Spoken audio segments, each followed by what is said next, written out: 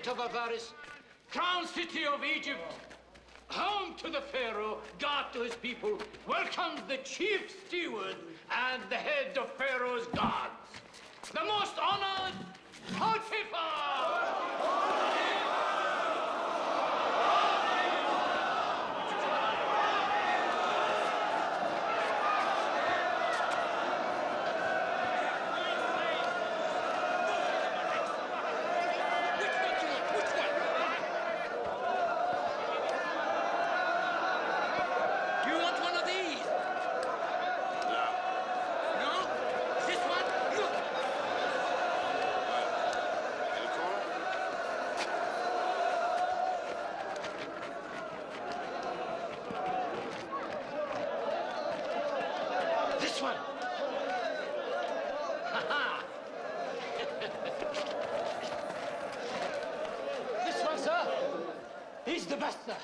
He's a fine slave, sir.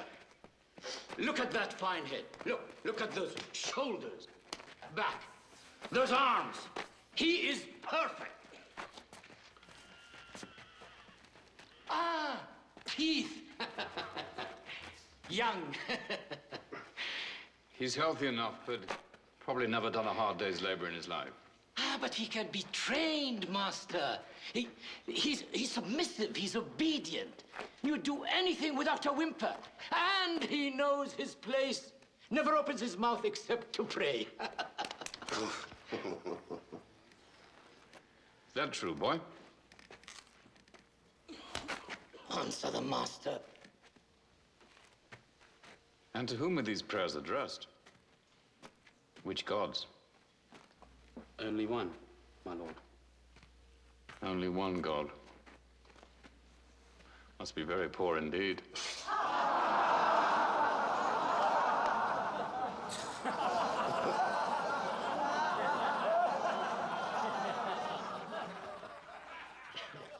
Well, boy. My one God provides all my needs, my lord. Well, he hasn't done very well for you now, has he?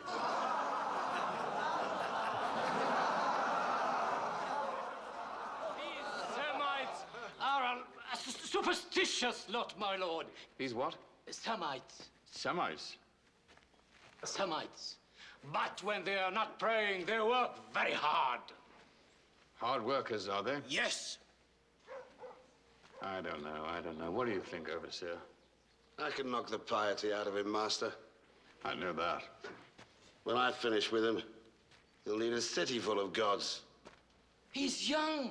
There would be 10 more good years in a slave like this.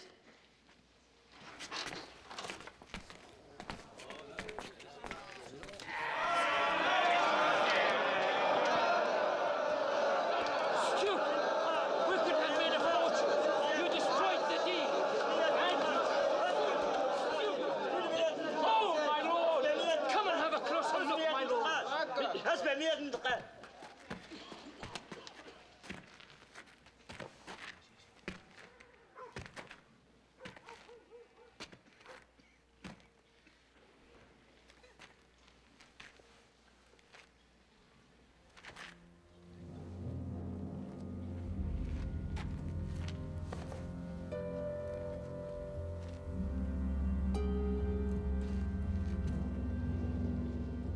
The boy's amusing. For a good price, I'll take him off your hands. He wants it! Did you hear that? He wants it!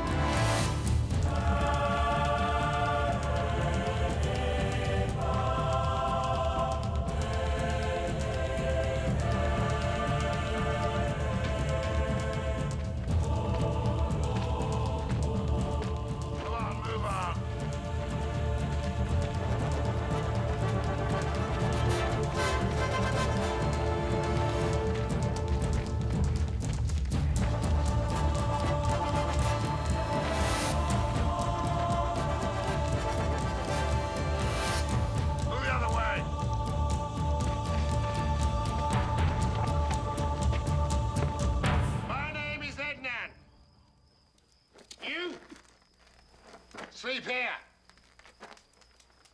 You bathe each day. The mistress likes her slaves clean and silent. She sleeps 16 hours a day.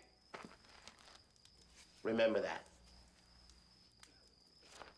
Before work each day, we give praise to Amun, Father of all gods. And praise is how you begin your life here. Praise to the all-powerful Amun!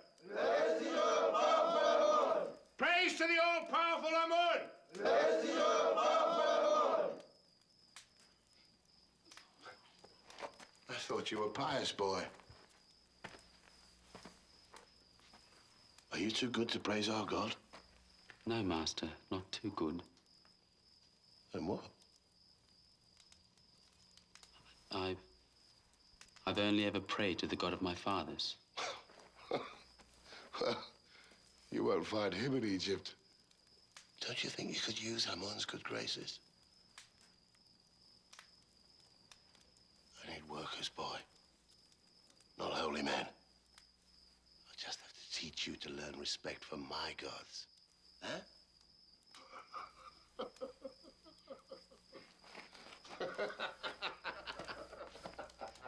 Now sleep! All of you!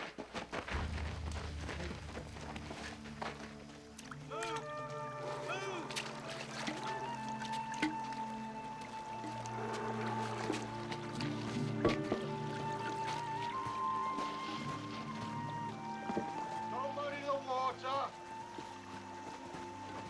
Down with thee. Oi, you stacked him in the shade.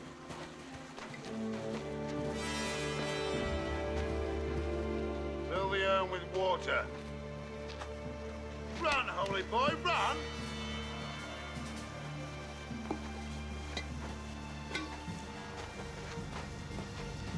I said run!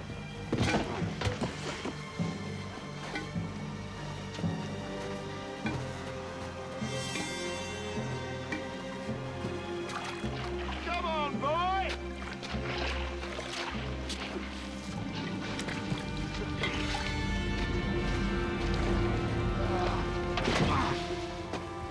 Where's your God now? Doesn't seem very powerful to me. Are you ready to praise Amun yet? Huh? Not ready?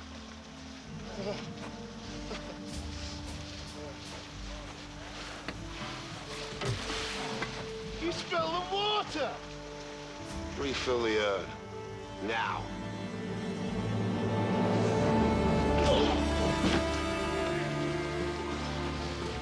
It's a fight you want, is it? Huh?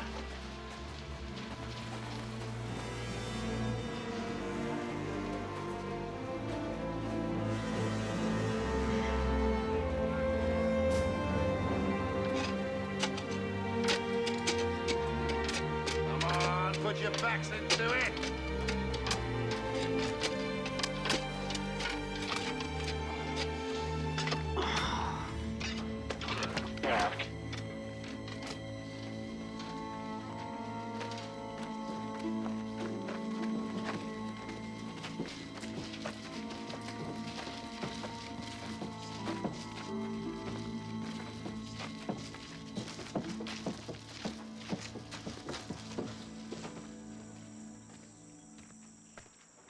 Very definite instructions. Well, I All thought... of this area should have been cleared. Look at this. Here. What are you doing, fool? I said put the bricks against that wall, not this one. Quiet, man. It is the slave who is right. They do go here. The soil over there is too porous. The shrine would sink in a month. We'd both lose our heads. Keep to the plans, Edna. Follow the dimensions exactly as I've written. It's simple enough.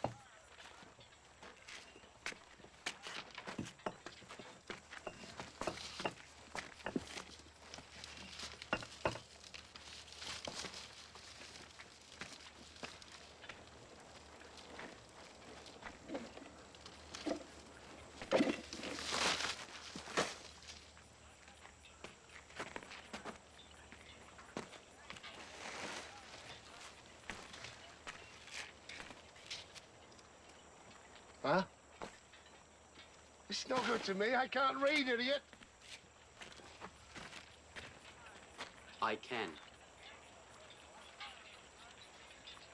Slave who could read.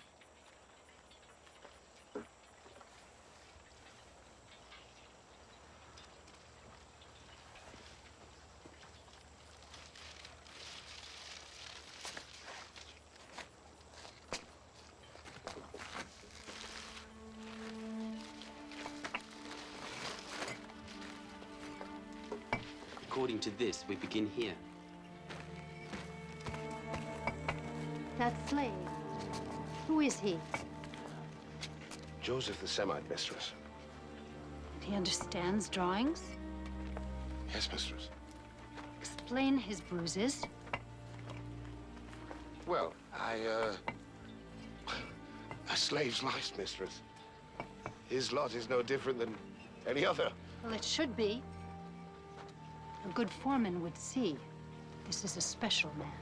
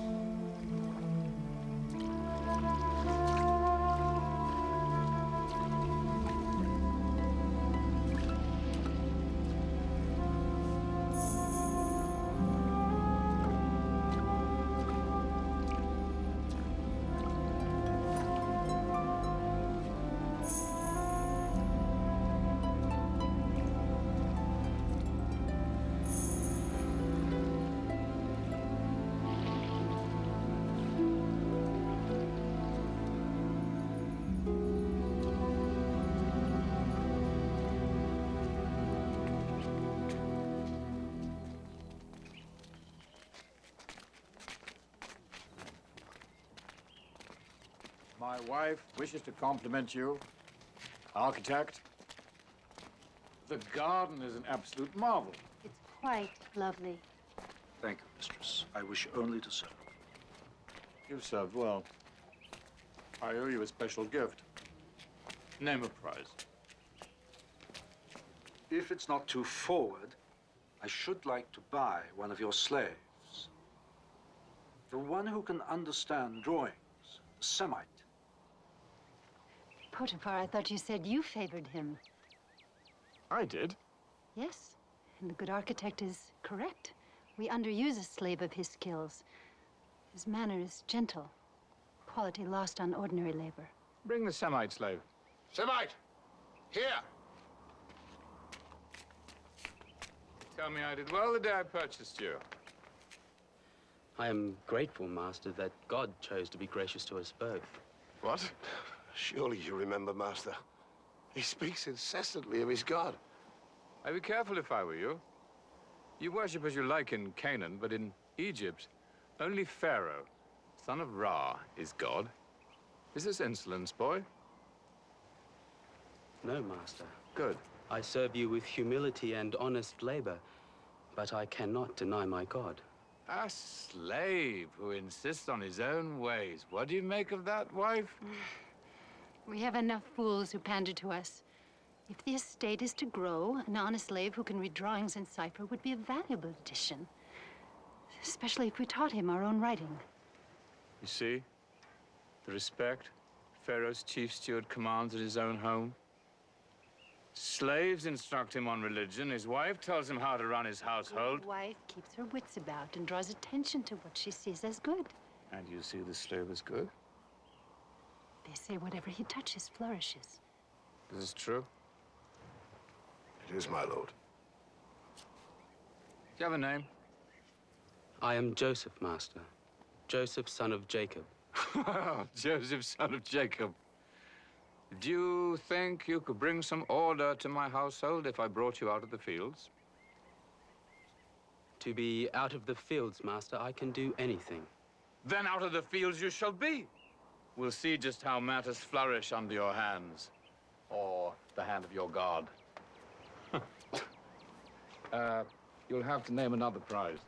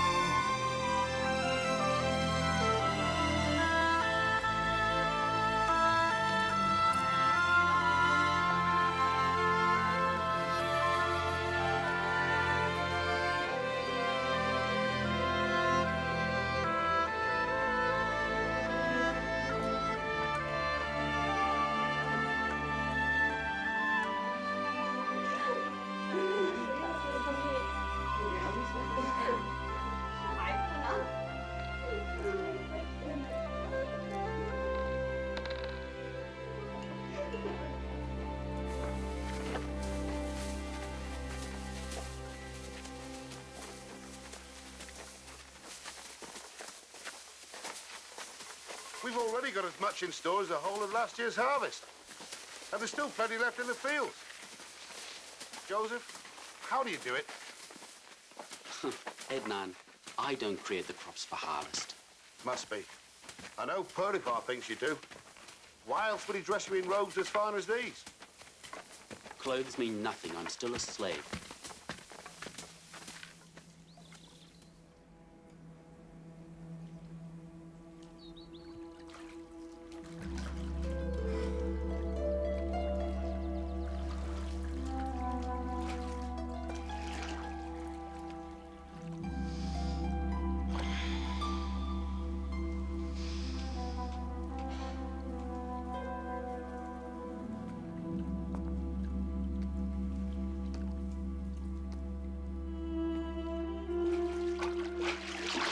Mistress, please, you should not be here. Really? Has my husband elevated you to a position where you can tell me where I belong? No, mistress, of course not. Then be still.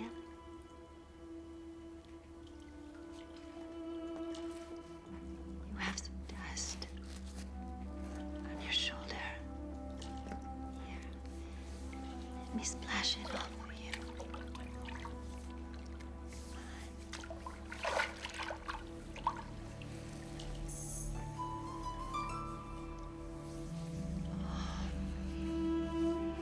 You work hard, and you have the muscles to prove it. I'm told the barley harvest is even bigger than last season's. Yes, mistress. Joseph the Golden. My husband is convinced that your God is behind all of his success. You are the key to everything he's ever hoped for. My God provides for me. Would he grant my wishes if I were your friend? Please, mistress, I am only flesh and blood, and you press the limits of my strength. You dare restrain me? If my master knew why, he would understand. Really? Is it my fault you lured me here to take advantage of me? He knows me better than that. It's my word against that of a slave. Huh?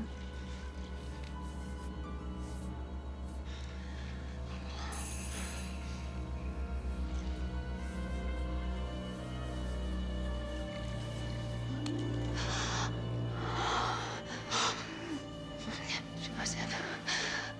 Oh, come. Oh, lie with me. Impossible. Potiphar has entrusted me with all that is his. The only thing I cannot touch is you. How could I betray your husband's trust and sin against God?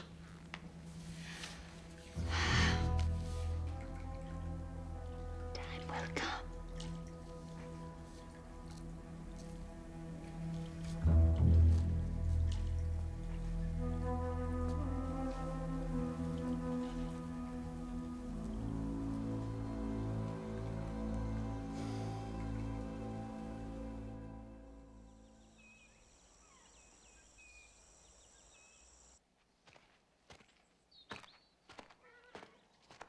Joseph. Mistress, Joseph. I thought we understood each other. Oh, I understood you. But I think you misjudged me.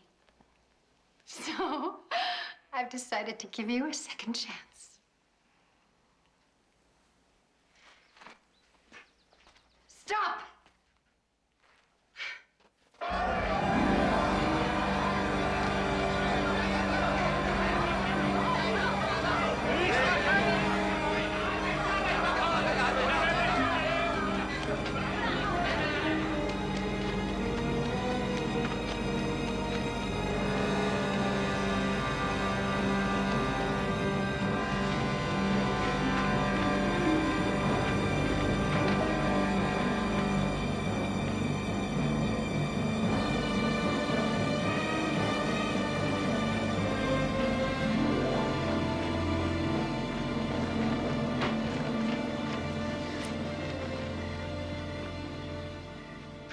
Where is he?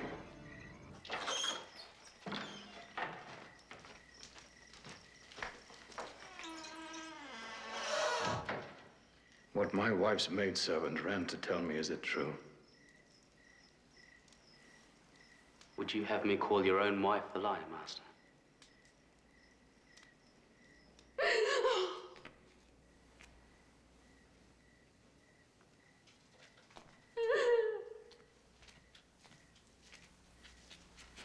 Oh, Potiphar, what took you so long? Didn't my maid tell you of the pain I'm in? Yes, of course you did. Of course, my love, but the Pharaoh has first call on his chief steward's time as well, you know. Anyway, I'm here now. I'm here now, and we'll right any wrong that has been done.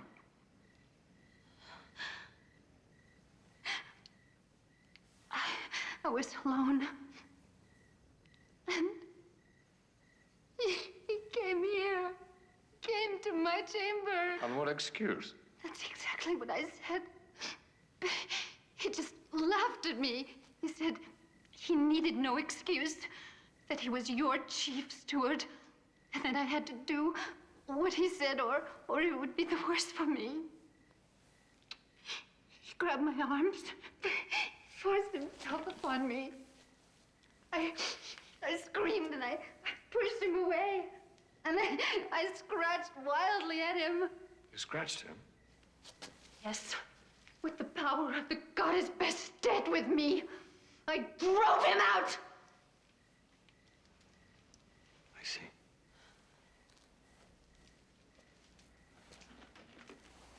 I want the full measure of the law, husband. The full measure. I want his death. Go, leave me with the slave. Come.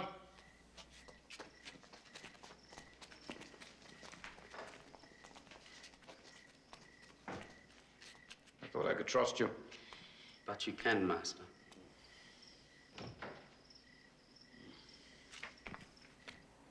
If anyone approaches, keep your hands behind you. Thank you, Master. Now explain yourself. How, Master?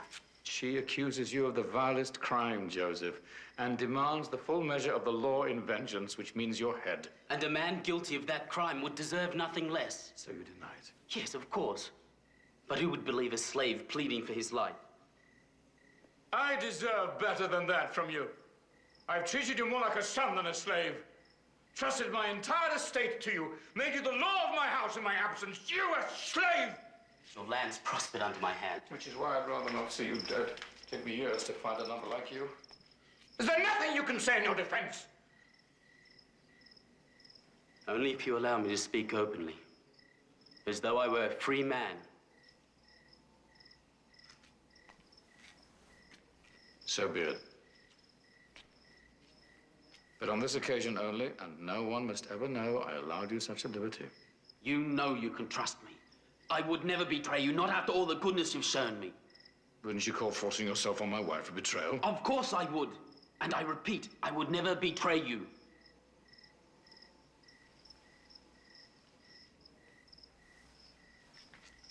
You're saying my wife's a liar? That's not my place, Master. But whatever happened to her was not by my hand. I could not do such a thing. No, you couldn't. It goes against everything I've ever seen in you. By all the gods, why this now?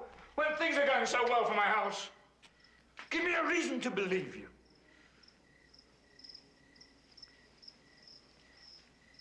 When the blood runs hot, a man forgets his acts have consequences. I have seen the evil that comes from rape. It is hateful to me, and an abomination in the eyes of God.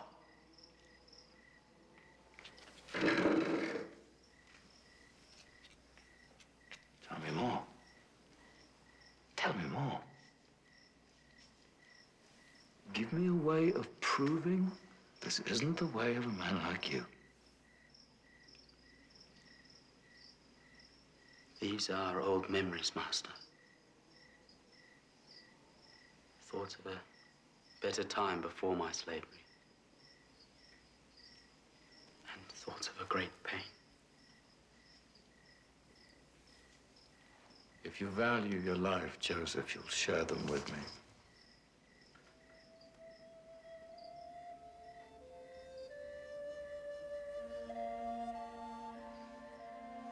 I was only a child. And a happy one in so many ways.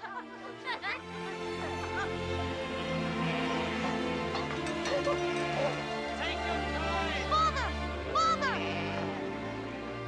During a long and hard journey, the Lord, our God, watched over us and brought us to a fertile plain near the Hivite town of Shechem.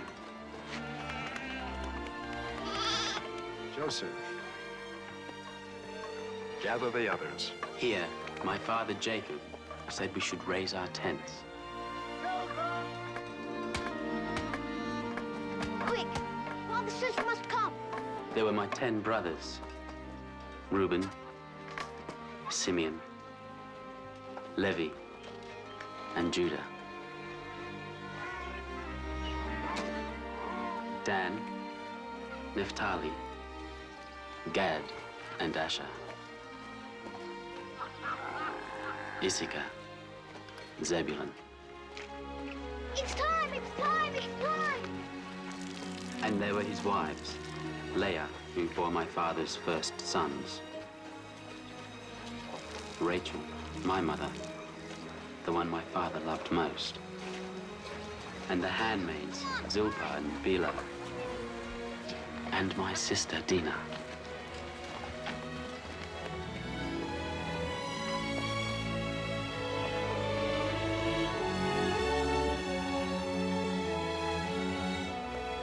It was a happy time, Master. A feeling we had finally come home. The Lord is truly our shepherd. He has fulfilled the promise made to me at Bethel and has led us safely back to the land of my fathers. The Lord is my God, the God of Israel.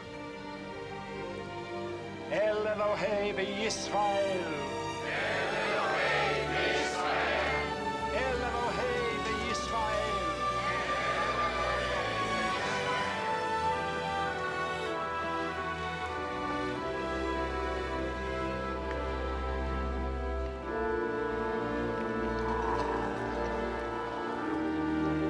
Nothing.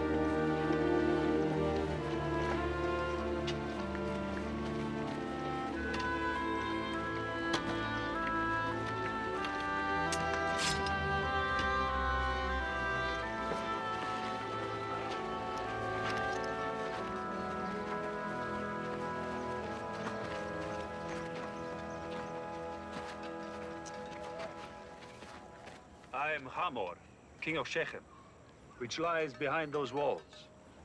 This is Bera, my counsel, and this is my son, also named Shechem.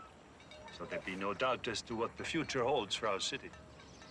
I am Jacob, also called Israel, and these are my people. We come in peace in search of a land our God promised would be home for us. I see.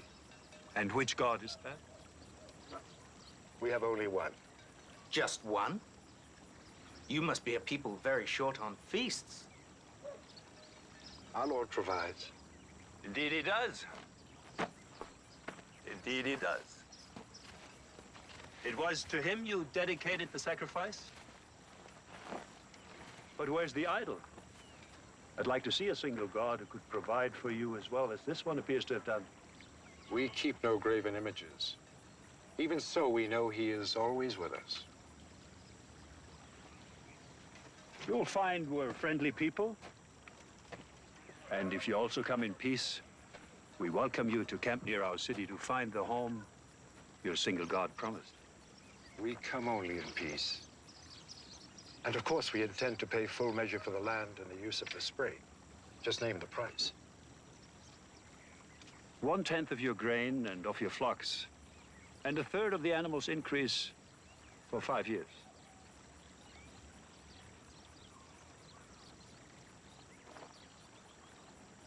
Done.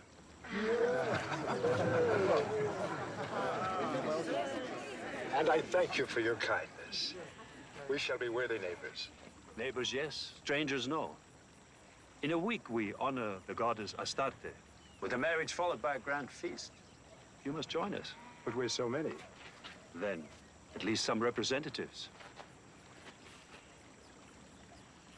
Your sons. Perhaps the young girl here. Your invitation is kind. Count upon some of us being among your number.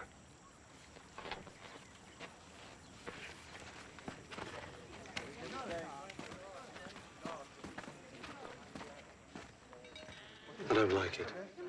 They're fat townspeople. I say we keep our distance, and if they give us trouble... Always a sword, Simeon. Is the hard way the only way you know? It's the surest way. No, the only sure way is the way of the Lord. As he has brought us thus far, he will continue to guide us.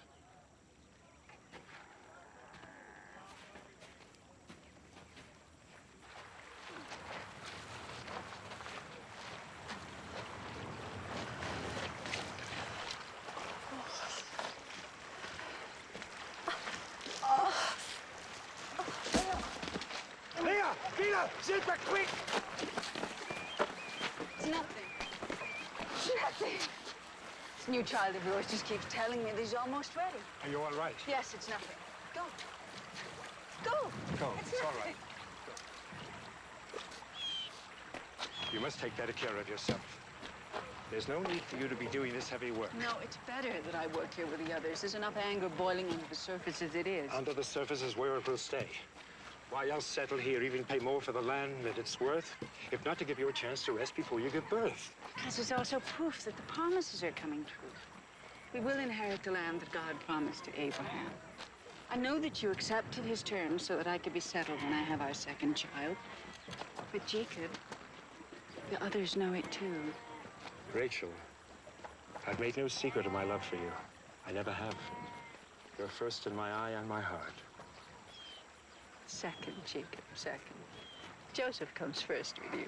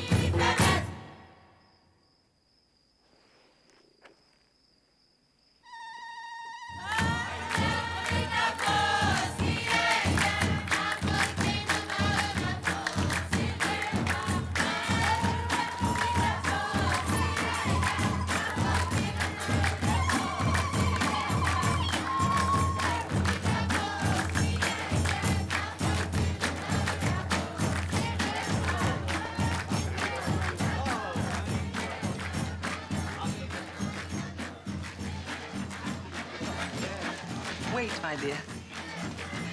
You're Jacob's daughter, aren't you? Yes, I am. Let's sit here.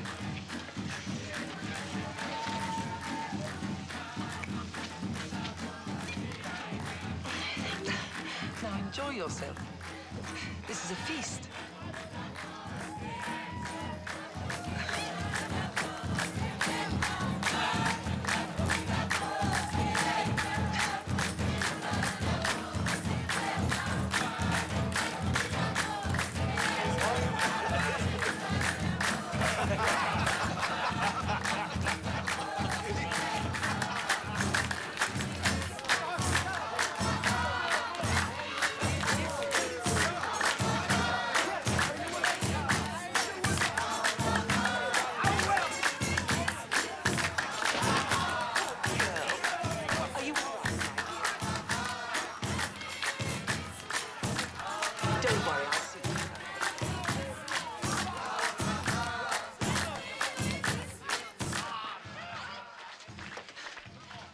need a quiet moment to gather yourself together. You'll be fine. I'll take you to a cool room for a rest.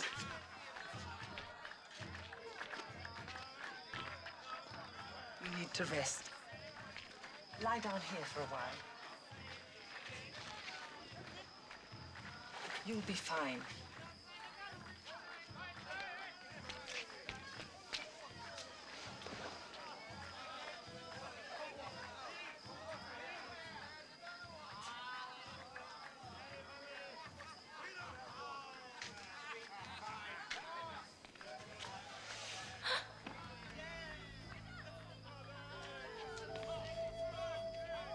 Don't be frightened.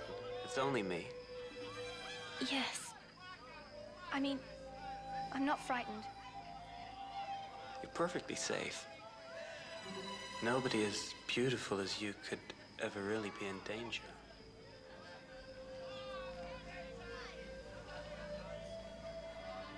You're a woman who can have anything she wants. Yes. Not really a woman, just a girl, really. No, a woman. Whose face haunts me at night, whose smell makes my head spin. Please, I have to go. I shouldn't be here. This is exactly where you belong. With me. Stay away, brothers. Simeon!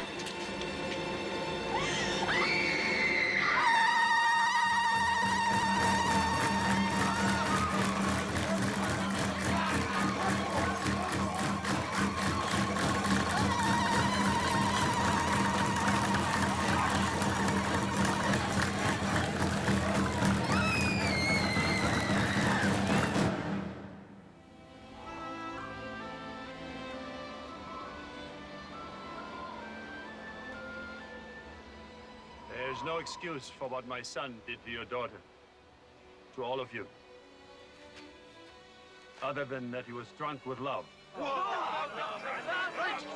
crime shames us, violates all laws and traditions. No love can come from violence. I gave you my trust, my friendship.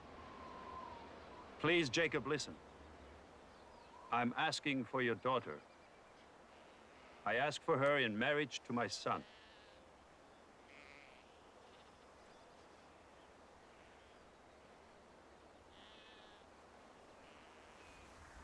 I'll do anything, whatever you ask. But I beg you, let me marry Dina. Your people and mine can be one, Jacob. We will take your daughters as wives, and you will take ours. Then you'll be strangers here no more. That you seek a peace that can wash away the stain of violence is good and appreciated. But our traditions and beliefs demand that we can only marry those who worship our God, and our God alone. He's a good God, your God. We see his presence among you, see how you prosper. We watched your sacrifice to him. We respect your beliefs, and we can learn to worship as you do. And you can embrace all our rituals?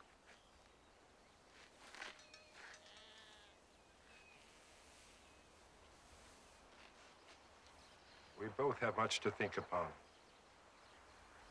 Until tomorrow, perhaps. Until tomorrow, then.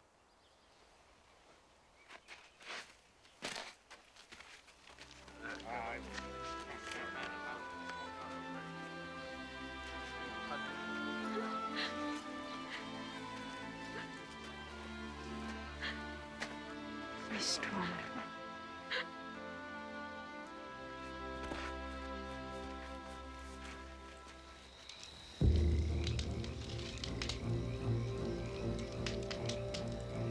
Is it that simple? They take our sister for a whore, and the reward is we embrace them, make them family, masters of our women's dowries. Not if I have a say in it. But you don't. None of us do. This decision is for our father alone. I've heard enough. You're like the women clucking away. Good night, brother. He's right. It is Father's decision. Yes. But what happens after that is something else altogether. Go on. Accepting our rituals means all their males must be circumcised. And if they are, they'll be sick. Weak. At our mercy. Get to the pastures. Spread the word. We'll need every man. 3 days is what it takes for the fever and the weakness.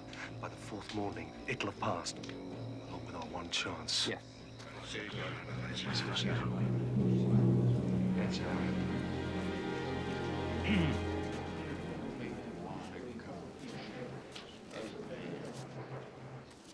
Well, Israel, have you thought upon it? I have. And I see great wisdom in your offer. But have you considered what you must do to marry amongst us? Circumcision is a harsh demand to make of grown men, Jacob. But absolutely necessary. It is a sign we bear on our flesh of our covenant with our Lord. A proof that we embrace his commandments. Only then can we be allowed to be united through marriage.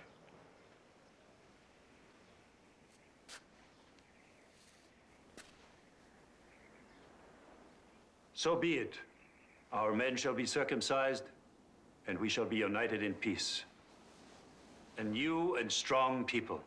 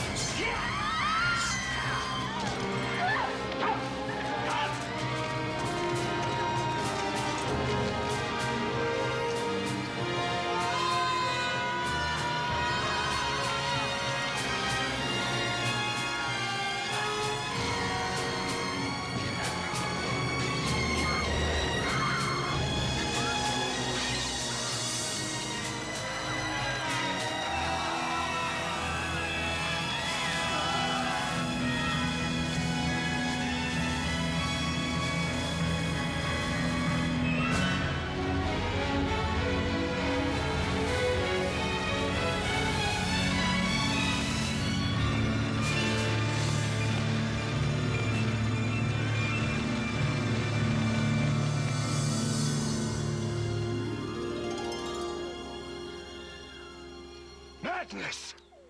Insanity! How in your hearts could you have done such a thing? Ruthless, merciless. Is this the good way, the right way? You have brought ruin upon us. Someone had to defend Dina. She can't be treated as a whore. She was to be treated like a bride. You have broken the peace and used our traditions for vengeance. Now Shechem's neighbors will join forces against us. We're so few in number.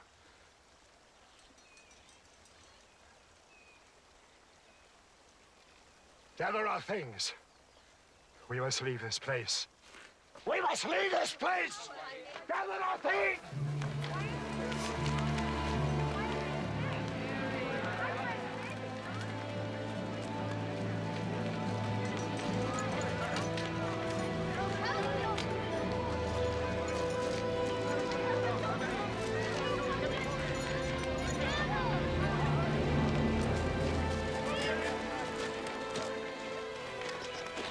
And so we were forced to leave the land that held so much promise.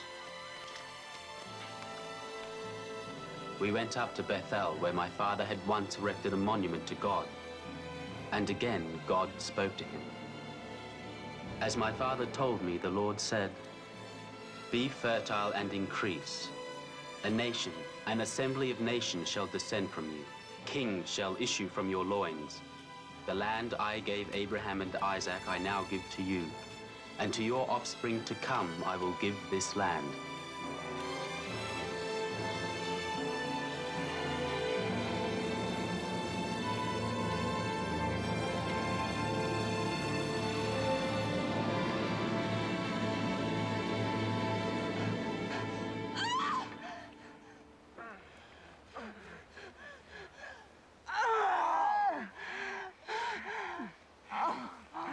Push! Push, Rachel, push!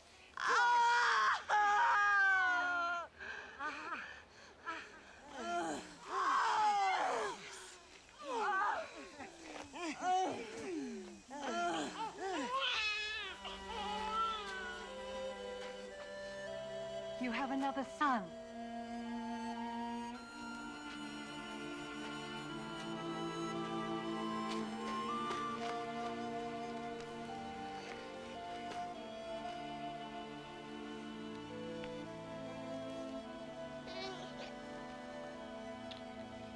Rachel?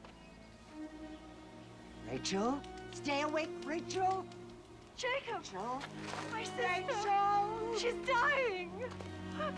Oh.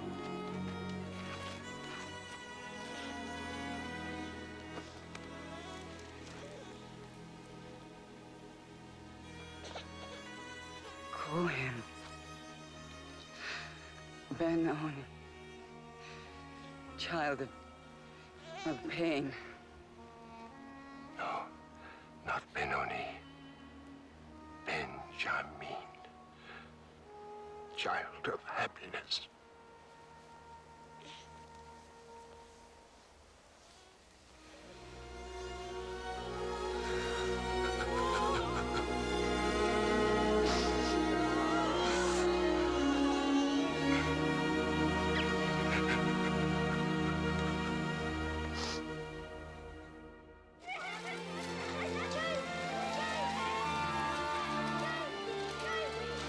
Benjamin! Benjamin! Benjamin! Josie! Benjamin! Oh! Oh! Catch you, Benjamin! Whoa!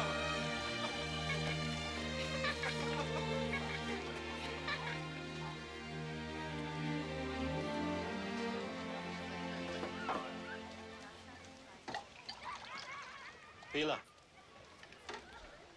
Bila, spend a moment with me. I have work, Reuben. But I have things to tell you. Important things. Perhaps tomorrow. You know this is my last night.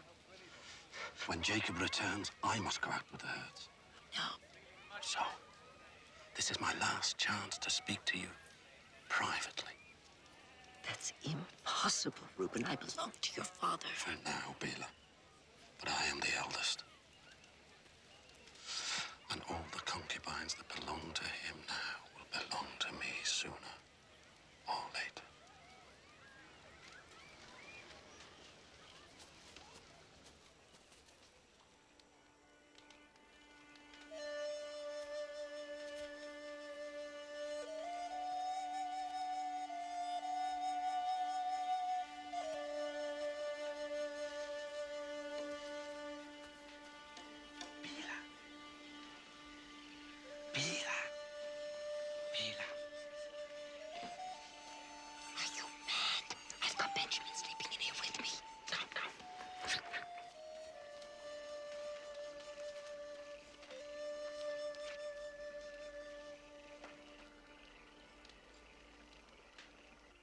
I thought you should know. I should send them both away. Go! How could he do this to me? How dare he do this to me? Reuben seduces Bila, Rachel's maidservant who bore me children. Bila is like a mother to Benjamin. Your sons give me nothing but grief, forcing us to leave Shechem like thieves, forcing us to take Rachel on a trek that killed her. And now this? He was wrong. I know that. But once you speak to him... No more words! Things must change. Reuben is my firstborn. Your first son. No more words!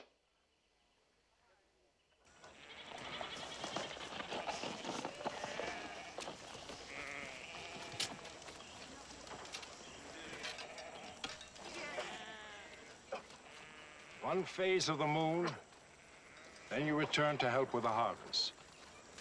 Be careful. Be alert. While you are gone, Joseph will be in authority. You will hear his words as if they were mine. Joseph! Is this a game, Father? I am the eldest. And the one who shows me no respect. You and Bila shamed me before the entire camp. Simeon and Levi betrayed my word at Shechem. If my sons will not honor me, I cannot honor them.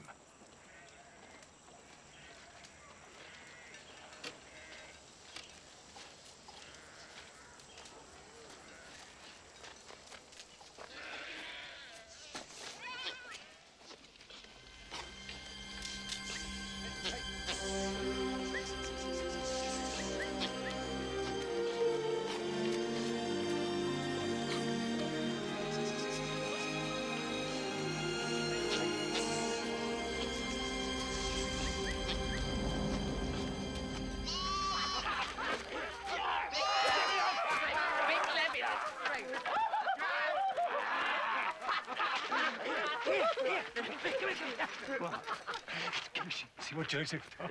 Make him eat it.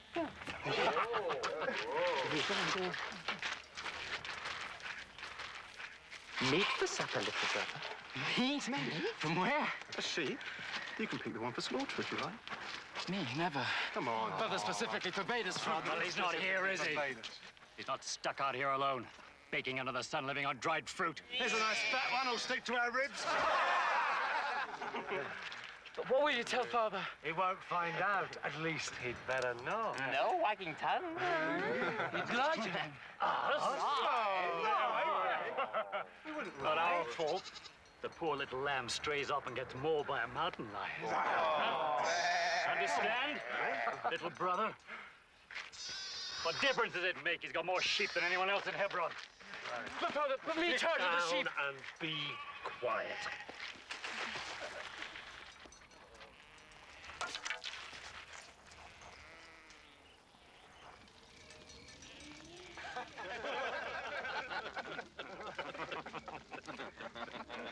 Come on, Joseph. Have something to eat. It's only a lamb. Poor little thing. Mauled to death by a mountain lion. Eat. I'm not hungry.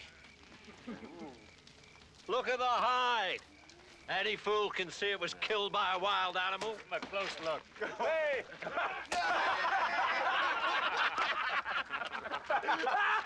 Any fool. Right? Brother? You take me for a fool? I've been a shepherd my entire life. I know the problems shepherds face. And I also know their tricks. Father, we... Silence! Now take it away! Get it out of my sight!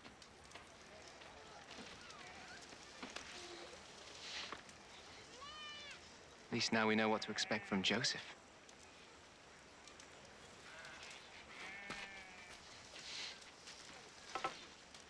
Betrayal. He's a spy.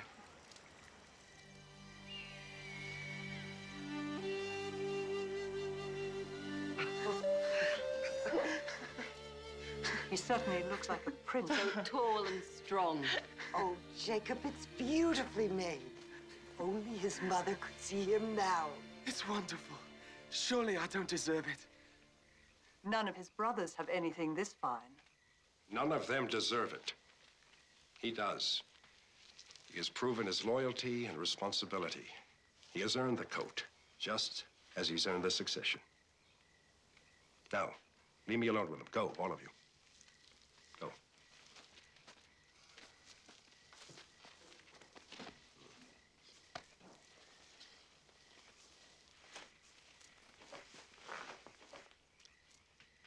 I'm honoring you, Joseph. Naming you my heir. Next in line as head of the tribe. You can count on all your sons, Father. Some more than others. Simeon, Levi, Reuben. I can never forget what they did. The coat is a mark that you will carry on the line. When you wear it, remember, it is a robe of honor.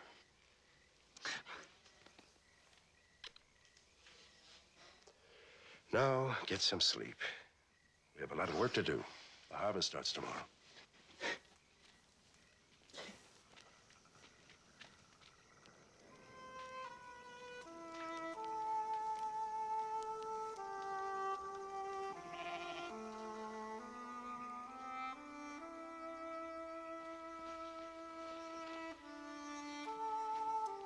Joseph, tell me again what our mother was like.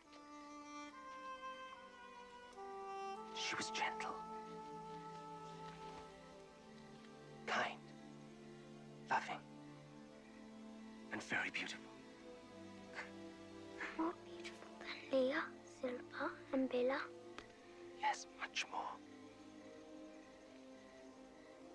Is it true that I killed her? Of course not. Where did you ever get such an idea?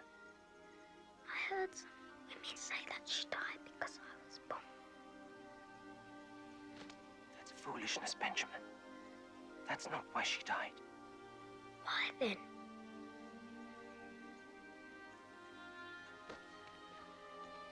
I don't know why, Benjamin.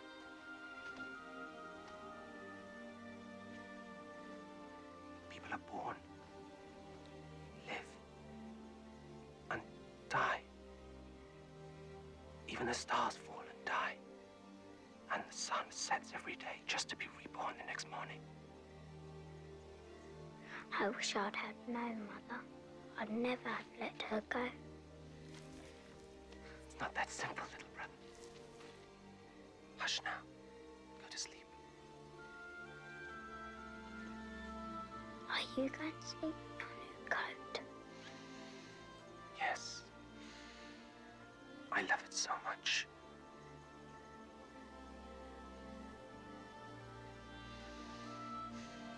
I must sleep now. Tomorrow's harvest. Hard work.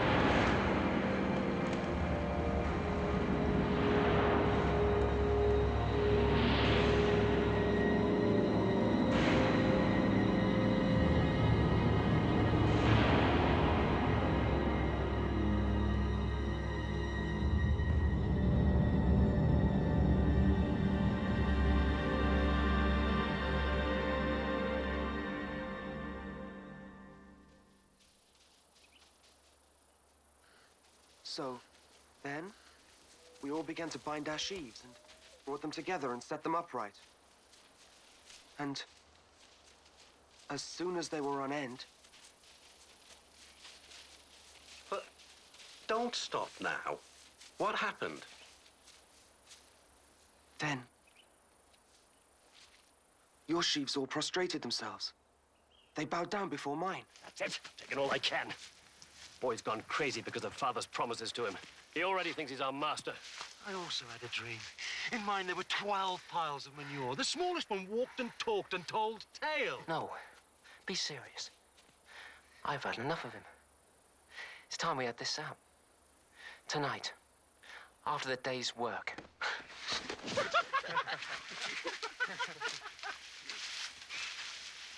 We'll see what Father thinks about this.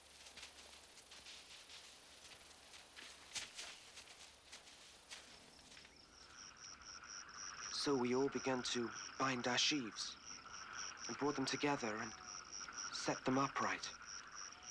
And as soon as they were on end, their sheaves bowed down before mine. Do you hear that, Father?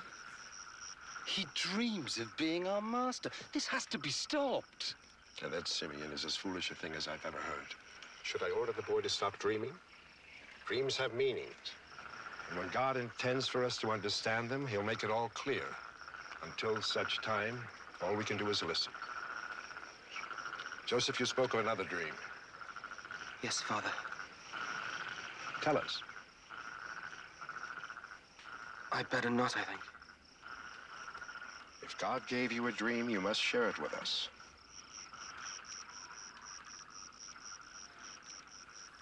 I dreamt the sun and the moon and the stars paid homage to me.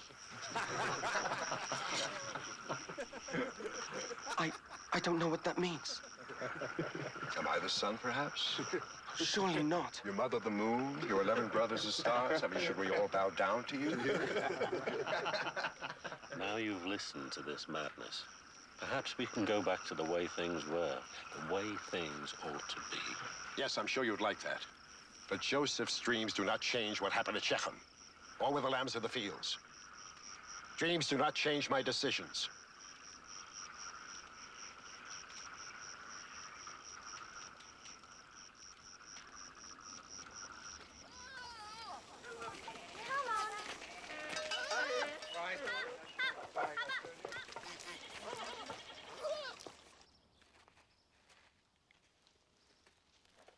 I'm sending you to see how the flocks are doing, not to a feast. Son, you're getting older, bigger. And where once your brothers might resent you, as you gain strength and position, they begin to feel very threatened by you. I want you to try and make peace with them. Yes, Father. That's also what I want. But sometimes the anger is... Time will ease that, if you're more careful of their feelings. Joseph, they're different than you are. They're all brought up together like a pack of lion cubs. You and Benjamin are the children of my old age. You were given more attention, perhaps, but your brothers see that as more love. We both must help try to make them see the truth. Understand? Yes, Father. Good. Then go safely and with a steady pace. You should find them within a 2 days' journey.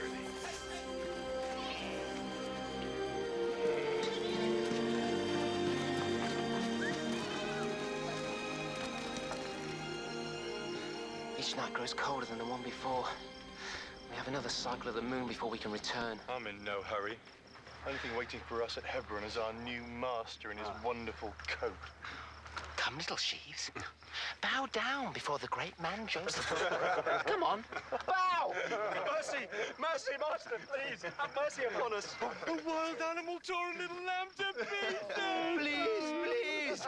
Oh, we are innocent, oh great Joseph. Please have mercy upon us. No, my brothers. I'm in no hurry to see him again. It's peaceful here. Unless he comes looking for us.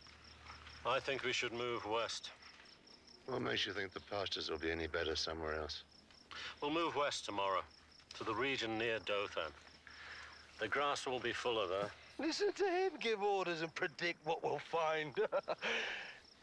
Must have been a dream. Runs in the family. The only thing I dream about is women. But I do know that if we move on, no one will know where we are. And no one will be able to spy on us. I agree. That anyone who wants to find us have to dream where we are.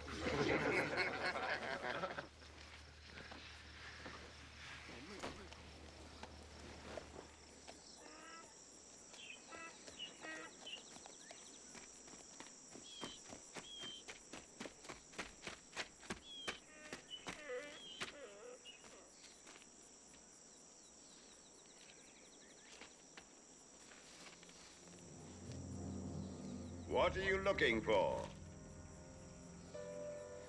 I'm looking for my brothers. They're pasturing the flock somewhere near here. They moved on. I heard them say they were going to Dothan. Thank you.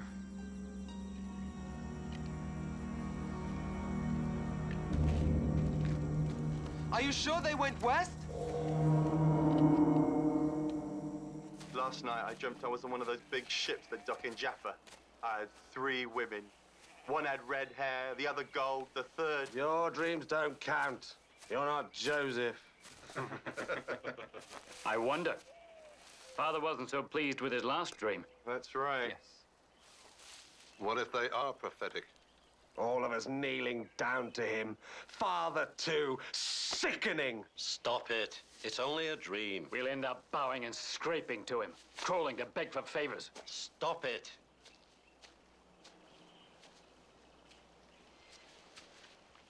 What is it? Here, brothers. Look, the dreamer himself. And in the coat. I swear I could rip it from his back. Father sends you fresh food.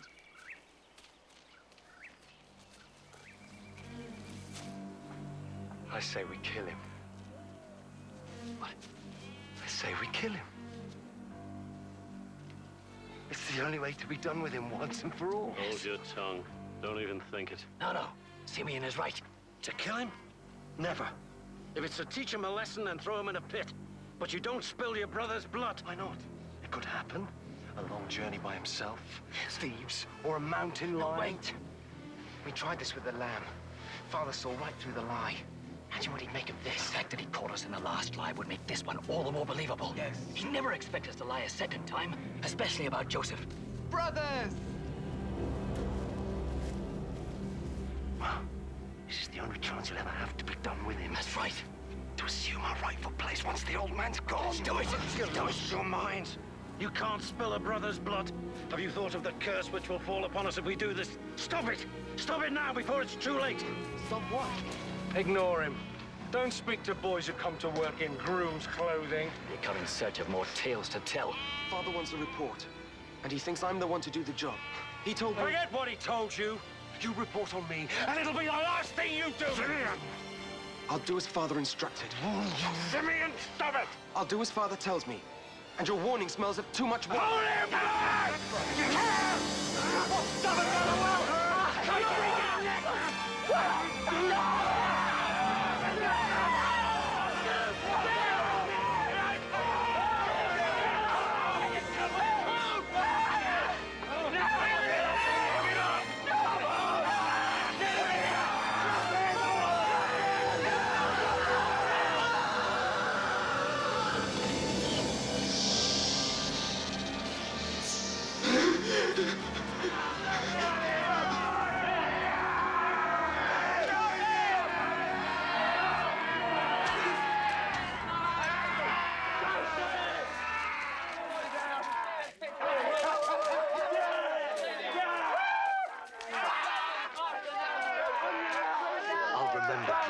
I'll remember that when the time came to act for ourselves, you weren't there. No, I wasn't. Perhaps I'm just not as big and brave as you are. You're letting him go? And what if he tells our father? He won't do anything. Not Reuben. He stands the most to gain from all this. With Joseph gone, who else will our father put in line to replace him? He'll be back.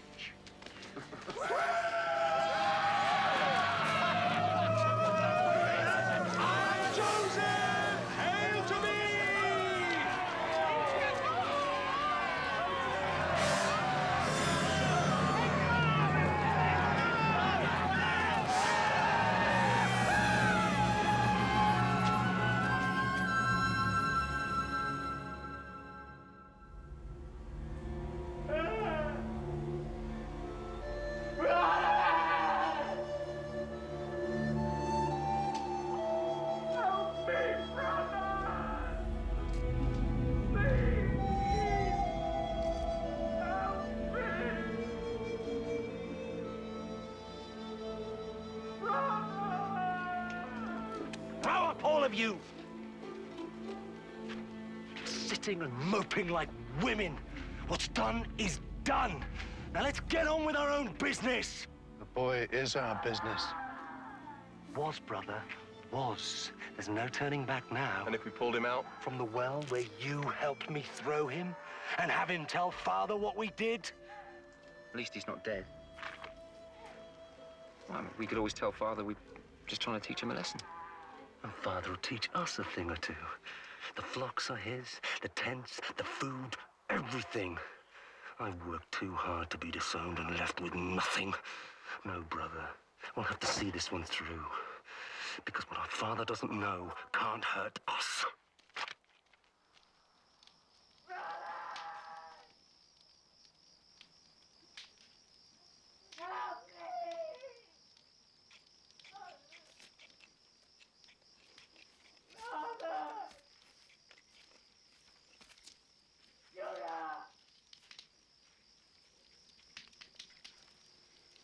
There's not much grazing left in these fields. Simeon, I think it best if you and Levy take part of the flock to fresh pastures near Shechem. So you can fish out the boy and throw the blame on us? Never.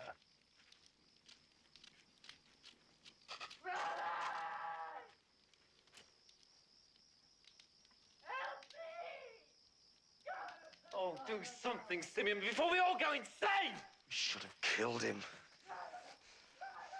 Shut him up. You want to fight me, brother? If that's what it takes. But you're not going to kill him. And you're not going to fish him out?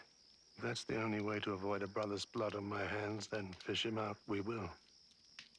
To avoid spilling his blood, you'll have to shed mine. If you can. But I'm a reasonable man. I'll give you till dawn to come up with another suggestion.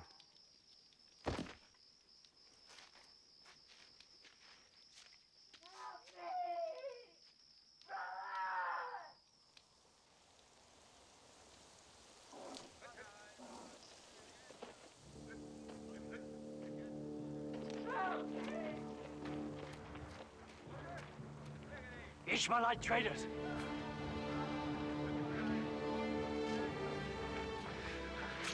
Now the boy must be killed before they hear his damned whining. No. They're the answer. Them? How? They can take him for a slave. Down to Egypt. Then at least he'll live and our hands will be clean. If he escapes, comes back and tells Father what happened. Ishmaelite and Egyptian slaves don't escape. They pay for him. There's money in it for all of us and no blood.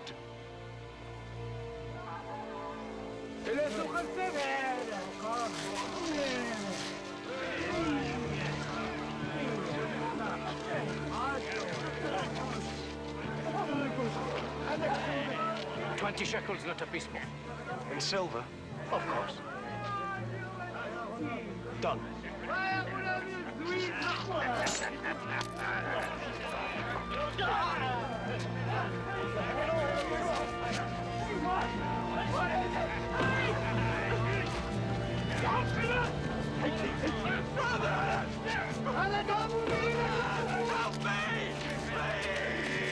Brother!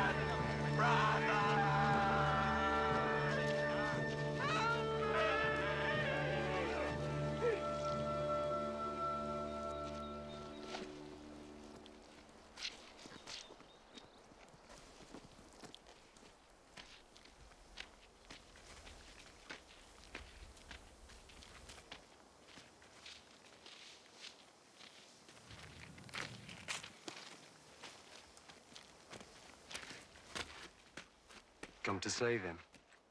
I won't have his blood on my hands. It's too late for that.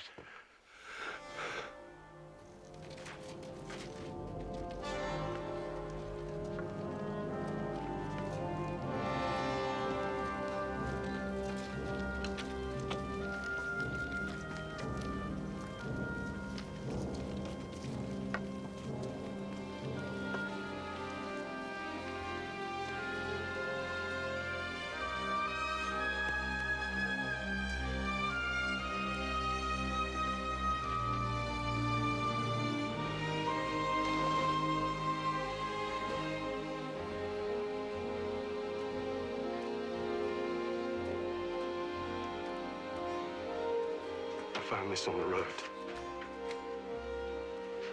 It must have gotten lost. A wild animal. No! No! No!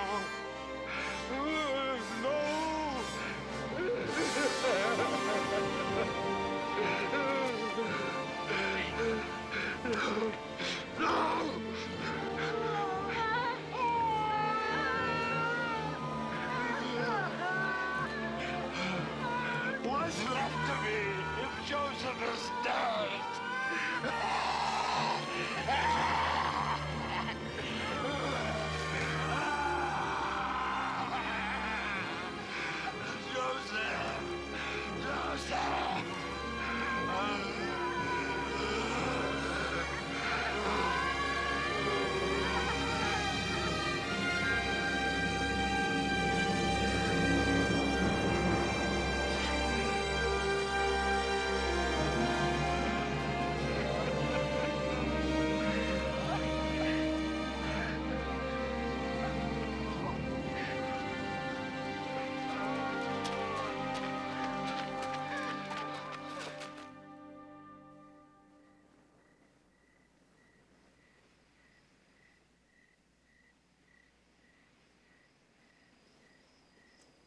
Here then, Master, is my version of events.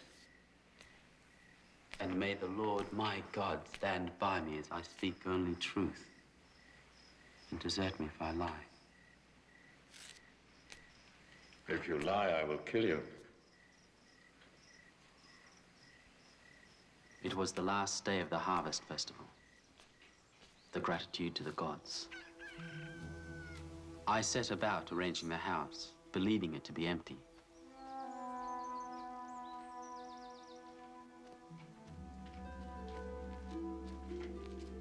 Joseph. Mistress, Joseph. I thought we understood each other. Oh, I understood you.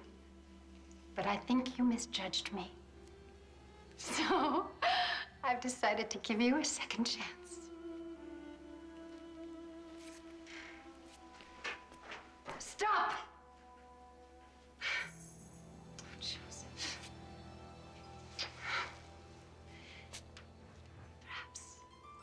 Perhaps if we talked more,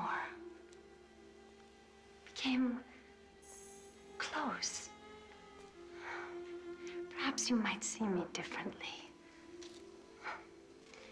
You might see how melancholy I am. My husband is so busy all the time. Loneliness is a terrible thing, Joseph. I know you hurt, but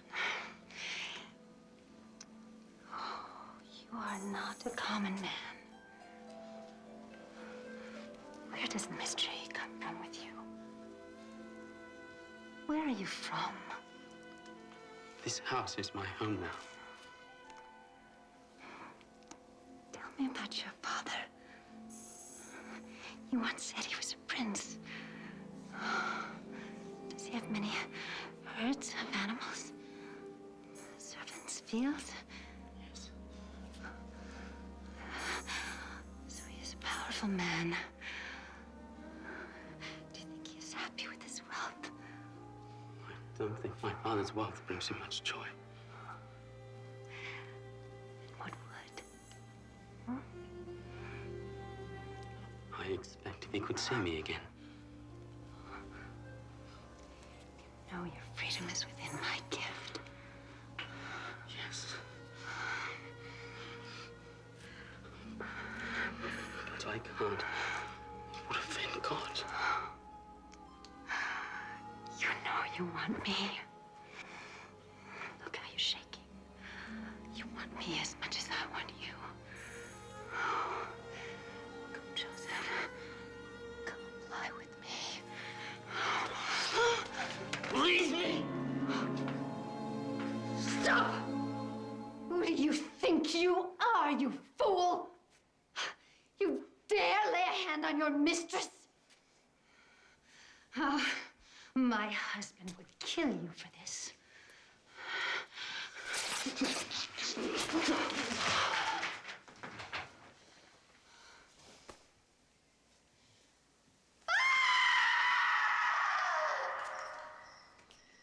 Is that all?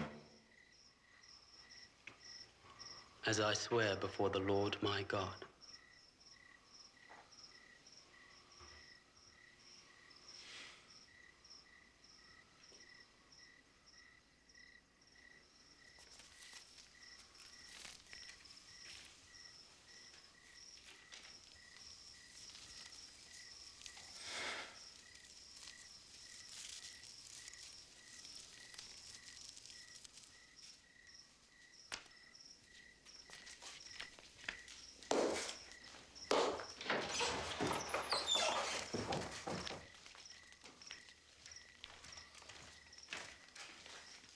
Summon the household.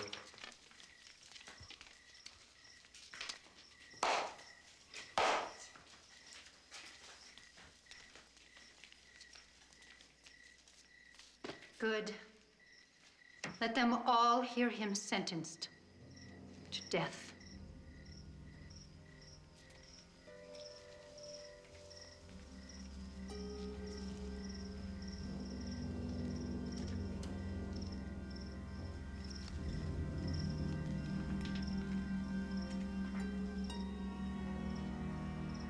I have heard the reports and weighed them. The slave is guilty. Here then is my decision. As I say it, so it be written, so it be done. The slave is to be taken to the Pharaoh's prison and held there at my pleasure. The jailer is to report to me weekly on his treatment and his progress. Thus is this matter now closed.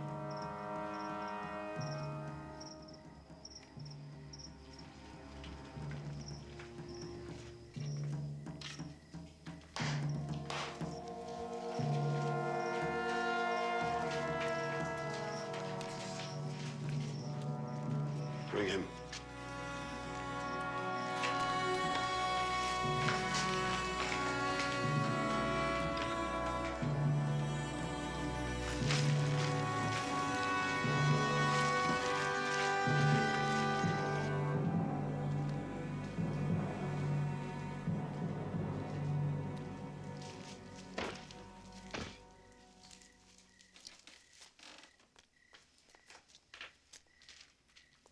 You humiliated me.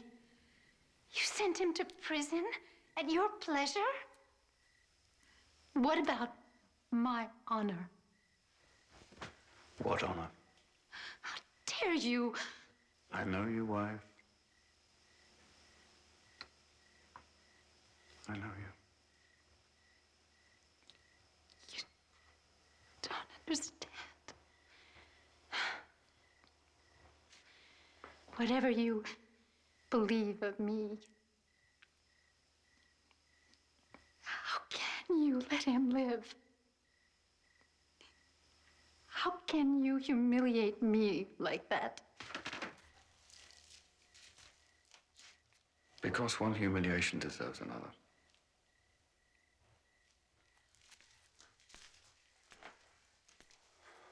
Wife. Anyone who knows Joseph also knows that if he swears by his God, he's telling the truth. What is more important to you? His God or my good name? truth? The truth. Yes, that's what matters. You might as well set him free and complete my shame.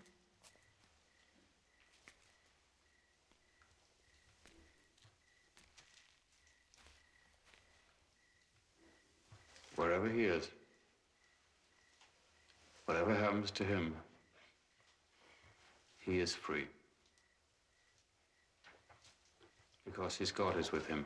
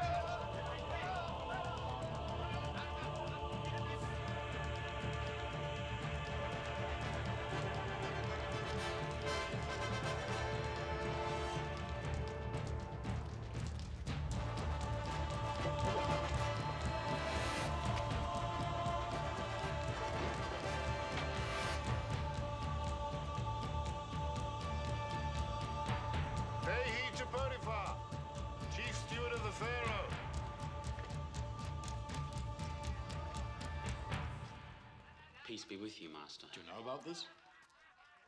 The warder said only to expect 2 new prisoners. The excellence of your work here is becoming common knowledge. They say that prisoners have never eaten better. The warder's never been richer. The pharaoh has never had to spend less to keep his jails running. 10 times a day I'm asked how you do it. God blesses my work, Master. As I've seen for myself. And I know that one day he'll see me gone from this place. Well, he'll have to deal with the pharaoh first. I'm not so sure they're on speaking terms. As you see, 2 very fine specimens. Fine garments, royal eye tattoos, and of station and breeding. Fat one is, well, was Pharaoh's baker. The scrawny one is cupbearer. Important men. How did they end up here? Accused of theft. Of Pharaoh's bracelet of the sun. The mark of the true sun god. It's gone. Missing. And Pharaoh's seers and prognosticators say that one of these two is the culprit. Then their lives are over. Probably.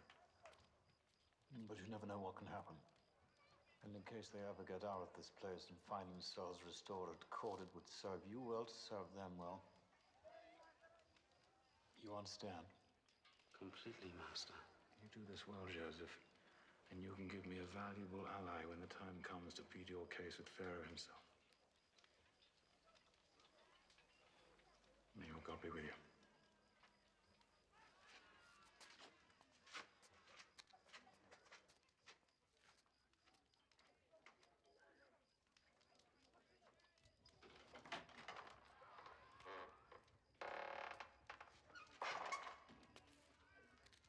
I am Joseph, my lords. I have been instructed to attend you during your stay here. Are you the warder? No, my lord, his servant. You must be the Semite who does the warder's work for him. I am honored that you know of me, my lord. Huh? Yes. The court knows how well you serve your masters. And their wives. There are many stories that have no truth, my lord. Are you calling Potiphar a liar? Slave? No, my lord. Are you calling his beautiful wife a liar? I accuse no one, my lord. Really? Well, I accuse you, slave. I accuse you of staining Potiphar's wife's good name, of calling Potiphar a liar. Guard! Guard, come here! Beat this man with your whip. Careful, my friend. We are in his prison. His prison? He's a slave. Potiphar will thank me for punishing such insolence. Don't look to this slave for permission. I serve in the court of the Pharaoh, God on earth. Do as I tell you.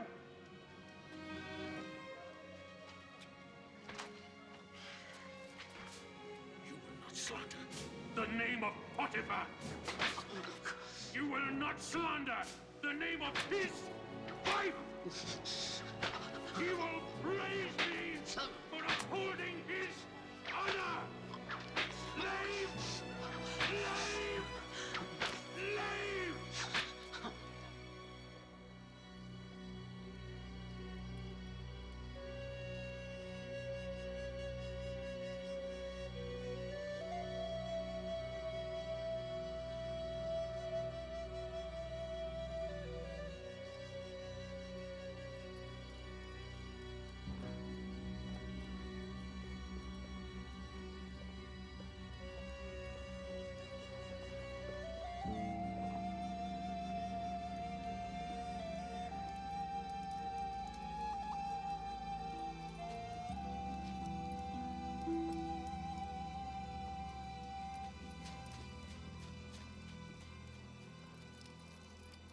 They say this season's market will be bigger than last. I hope so. It gets harder and harder to scratch out a living. You don't have the animals to prosper, you know that. You need good, rotting males, healthy she-goats, ewes. I won't return to my father's camp. I can't live with Jacob's sorrow. He still mourns the loss of Joseph, and the entire settlement is a pool of grief. As a widower, I've enough of my own.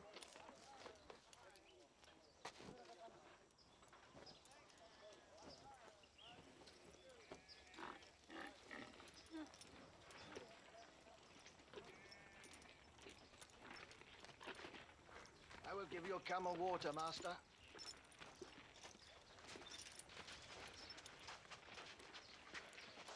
Now there's a sight. A whore, a Canaanite who hides her face. They're always bewitching. It's a strange custom, but it adds to the mystery. Traveler, lie with me and ease your mind. By lining your pockets. Who can put a price on a moment's escape from the troubles of the world? I have no money with me. My friend is a recent widower. And while he may not have money with him, he does own fine flocks, perfect animals, the softest fleece you've ever felt. Though I can't say what someone like you might have felt. I see no herds.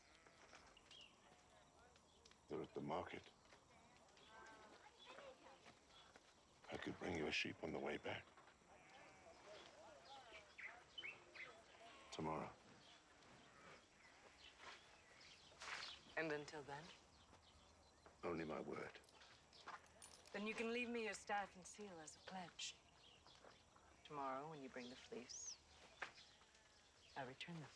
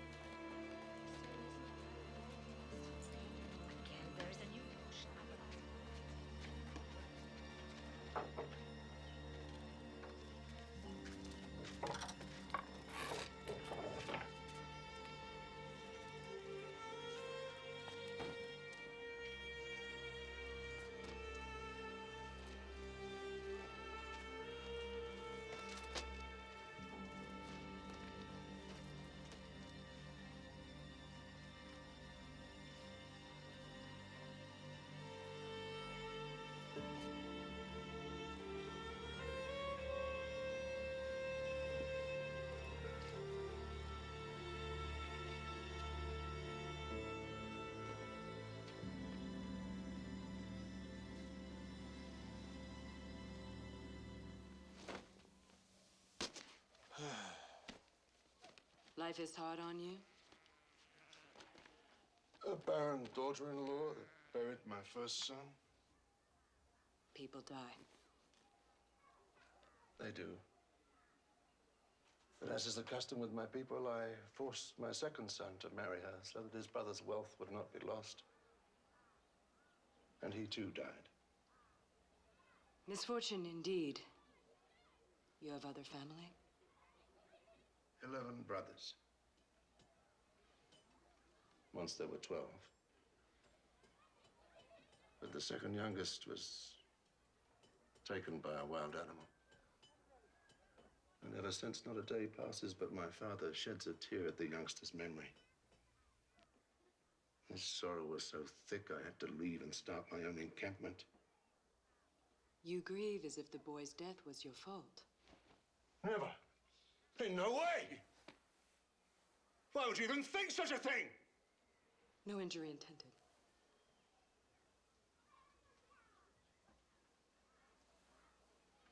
You're a very fine woman. Thank you. Until tomorrow, then. When I bring you your fleece and redeem my staff and seal. Until tomorrow.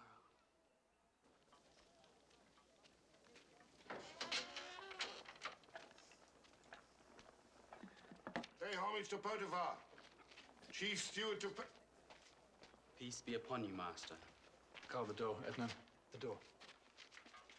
Come.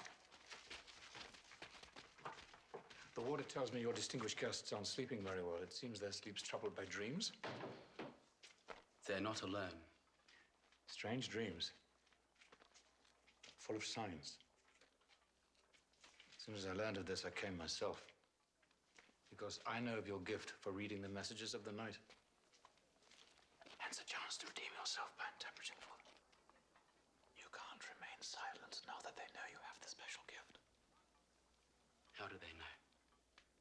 I'm due back at court. Pharaoh's men work night and day to retrieve the bracelet. They'll have it before long.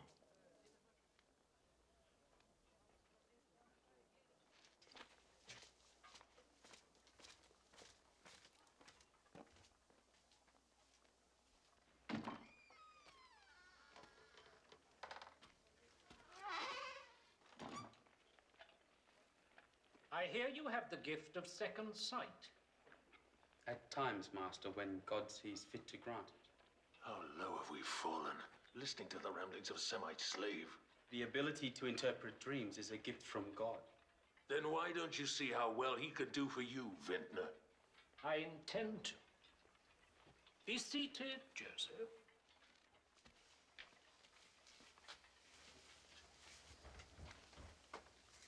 Here is my dream. I was in a vineyard in the countryside. There was a vine in front of me, and on the vine were 3 branches, one of which began to bud. Now, no sooner had it budded than it blossomed, and its clusters became rich grapes. I had Pharaoh's cup in my hand. I picked the grapes, and I squeezed them into Pharaoh's cup. And then I handed the cup to Pharaoh. Now, can you interpret?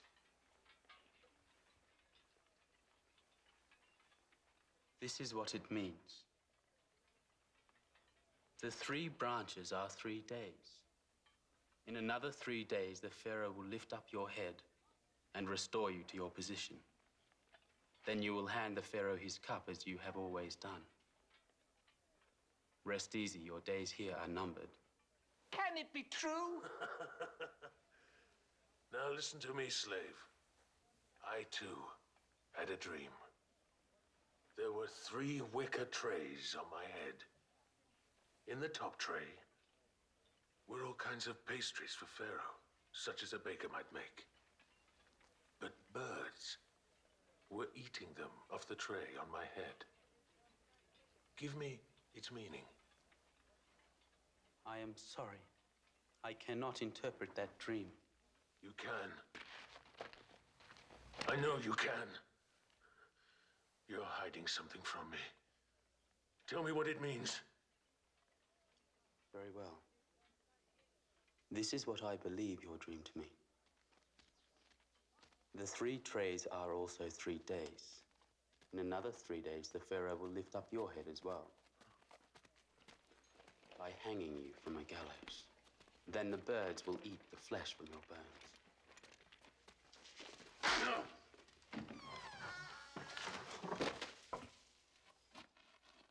The Pharaoh's bracelet has been found. Warrants have been issued. What does it say? She promised she'd be here. More to your good fortune, she's not. You kept your end of the bargain. If she's not here, then you get the sweet memory of her bed and get to keep your animals. I gave her my staff and seal as a pledge, remember? Come. I think I can find her home.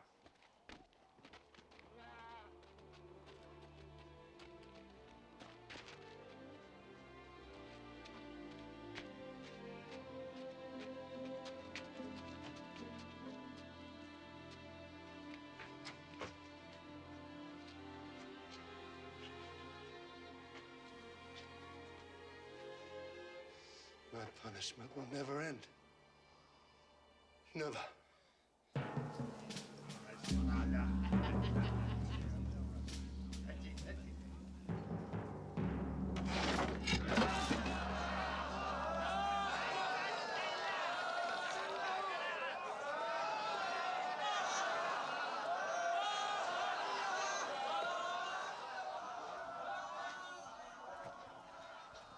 I am most grateful for your judgment in this matter. I always knew, even in the darkest days, that I could always... Yes. I trust my master's stay here was made as easy as possible. Yes, yes. Considering the circumstances.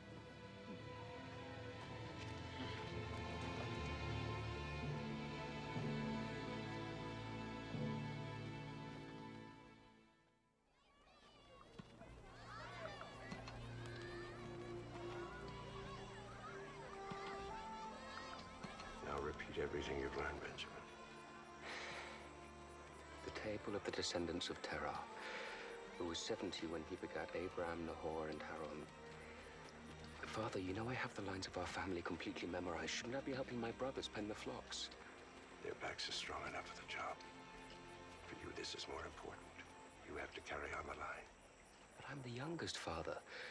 Reuben, even Judah. I've spent a lifetime showing me they're not up to the task. It would have been Joseph who would have carried on the line, but my other sons. It was a wild animal who took Joseph. You can't go on blaming the others forever.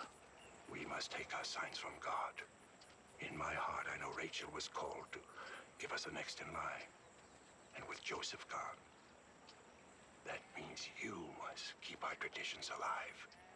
Maintain Abraham's covenant with our Lord. Blessed be his name. Now, young men, back to the tables. And the sons of Abraham were Isaac and Ishmael. And Isaac begat Esau and Jacob. And Esau, who was called Edom, took wives among the Canaanites. Father! Father! Quickly! It's Judah.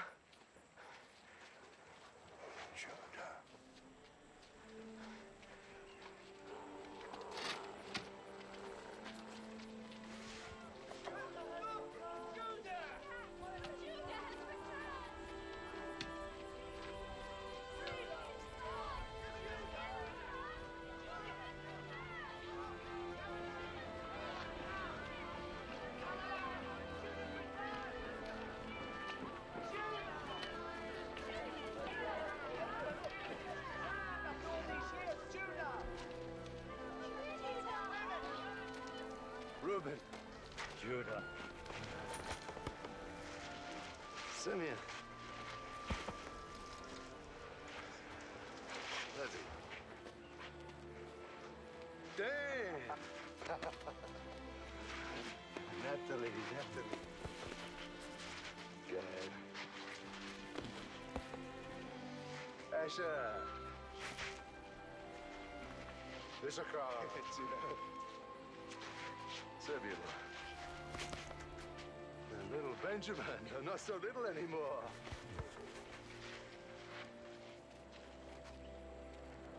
And my father. My father, Jacob.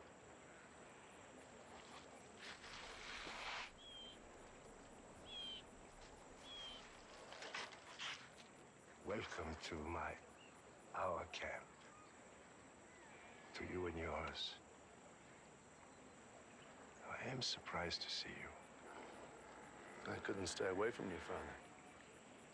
Especially now, when my clan faces a problem that needs a wiser head than mine. What sort of problem?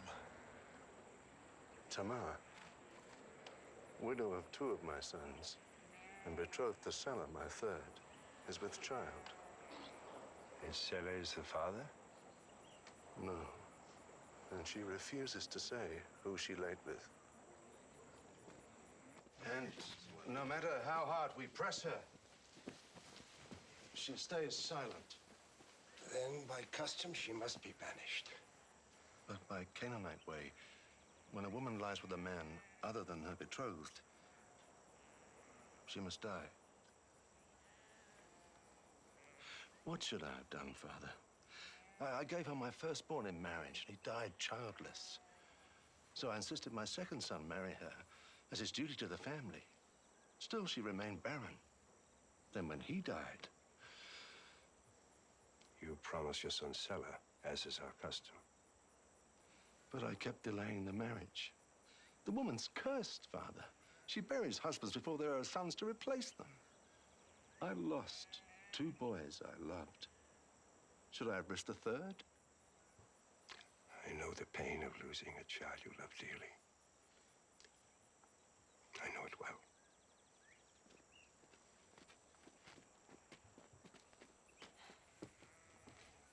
Yes. She'll speak of anything you ask, except the father of the child in her stomach. And she's unafraid. This is not our problem, Jacob. That much is true, Judah. You left this camp and established your own line. You must be responsible for yourself and the decisions you made.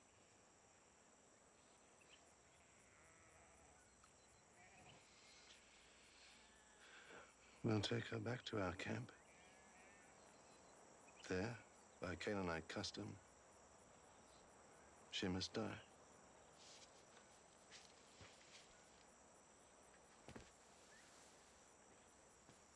We leave at first light. Fine-looking flock. Well, there is room for some outside to feed them.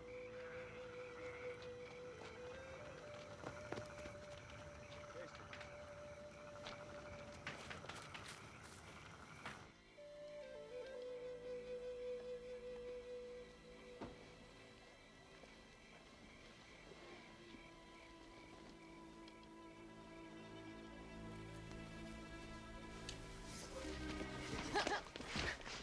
So what do you have, a knife?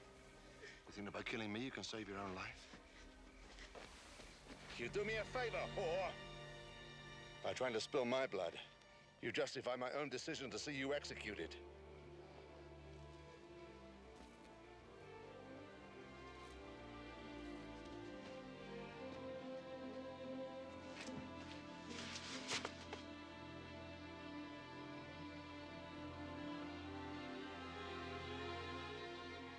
You? I only did it because I wanted a child. This child that is rightfully mine. A son to continue the name of my husband, heir. Your own son and firstborn. But you didn't sell it to me when it came of age as you should have done. You're a very courageous girl, Tama. But not brave enough to face death. That won't happen. I have enough to answer for. The crime of taking your life for something I have done is more than I can bear. You were right and I was wrong. I should have given you to Sulla. The only sin there is belongs to me. You will live to have your child and raise him as a mother should. Living in your own tent with respect and love.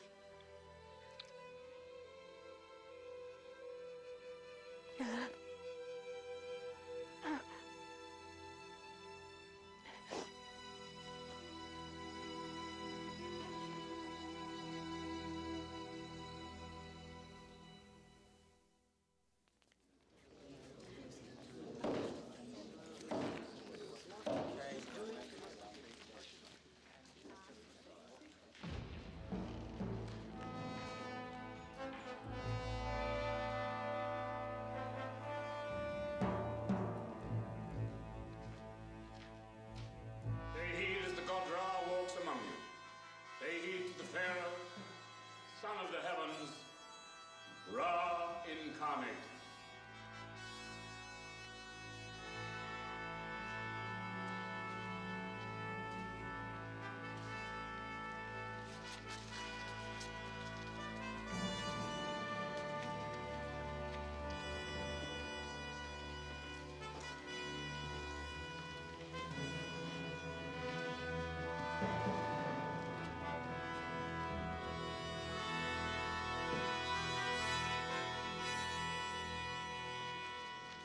Pharaoh is Ra.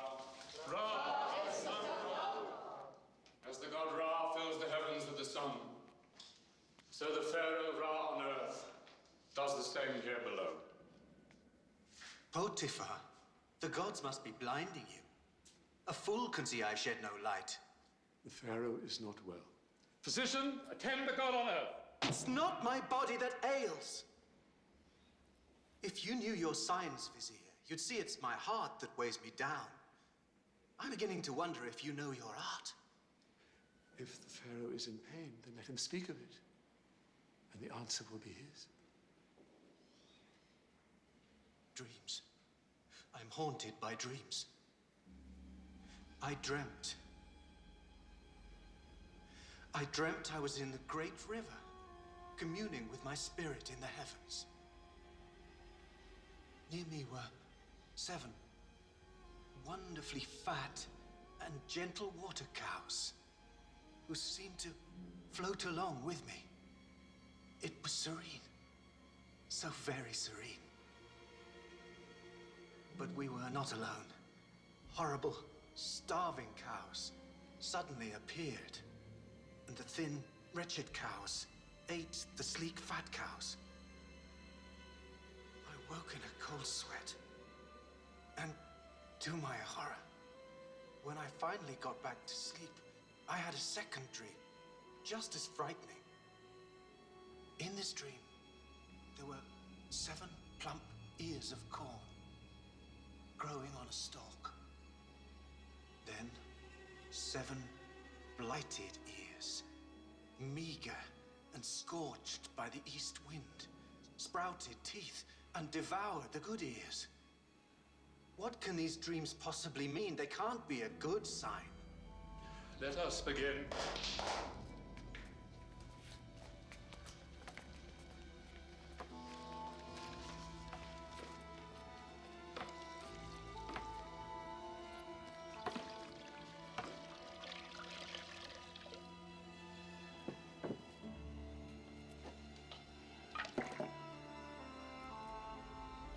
A cup of wine.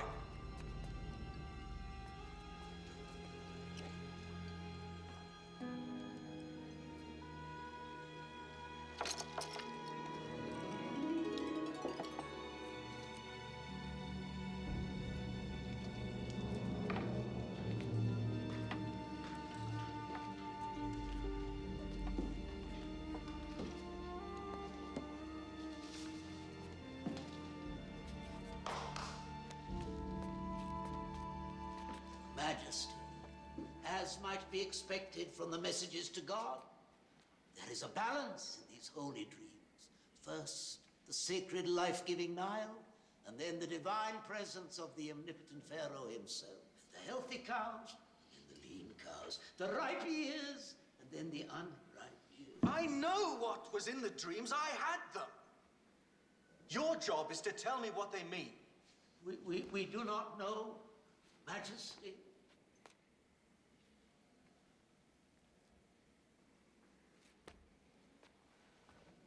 How can you remain silent when you know there is a man who can ease your Pharaoh's mind? I dare not, Master. Pharaoh's mood is black. I dare not remind him that I was ever in his disfavor. Come on, man, don't be a fool. But I am a humble wine bearer, Master. It is for you, Potiphar, the chief steward. It is for you to speak up. More wine.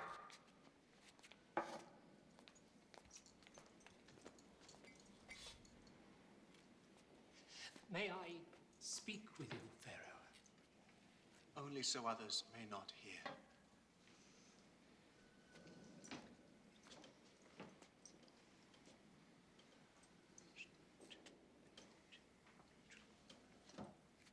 You have the dreams of your Pharaoh interpreted by an alien slave.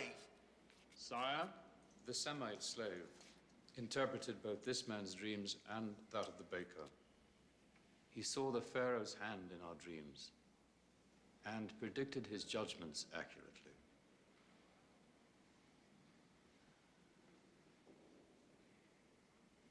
Well, this slave of yours, how is he called?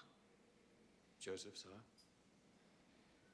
Bring me Joseph, the Semite from the dungeon, and tell him nothing about my dreams.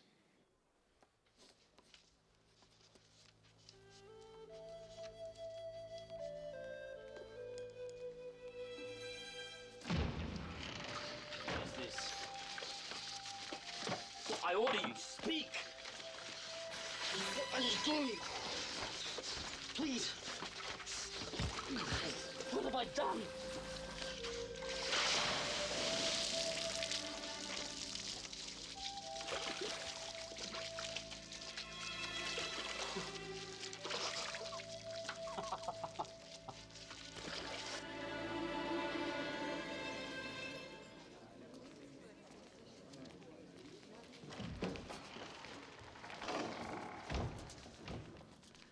Lie prostrate, quick. I cannot. You know that. You what? Truly, the Pharaoh is greatness itself. But, sire, my faith decrees I can kneel only before God himself, even on pain of death.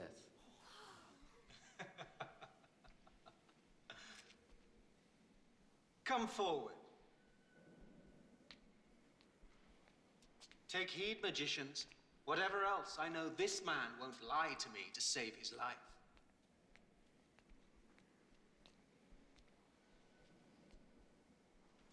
Look upon my face. But surely, great Pharaoh, this is forbidden. Only to people who know I'm God. Since you hold some primitive being in high regard, I expect that you can look upon me without burning up. Try it.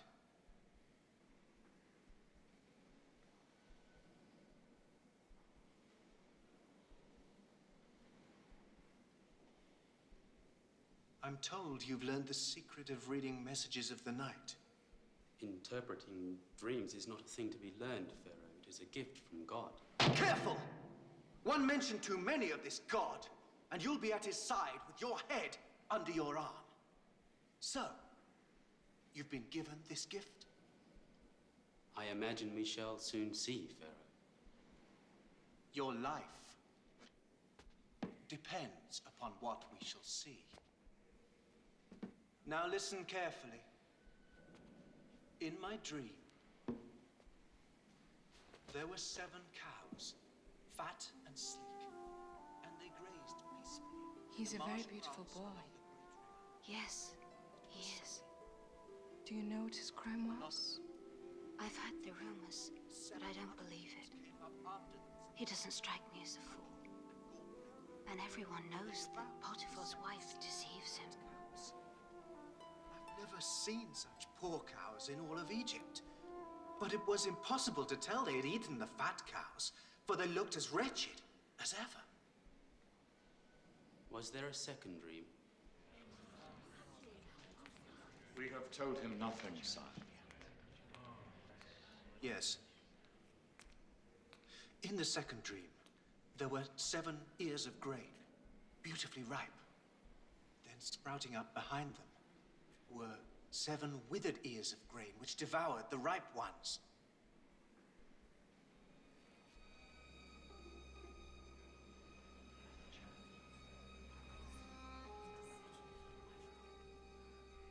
God has revealed to Pharaoh what he intends to do. Yes? Pharaoh's dreams are one and the same. The 7 fine cows and 7 ripe ears of grain represent 7 years of plenty. The 7 wretched cows and 7 shriveled ears of grain are years of great want. There will be 7 years of famine, my lord. Madness. Madness.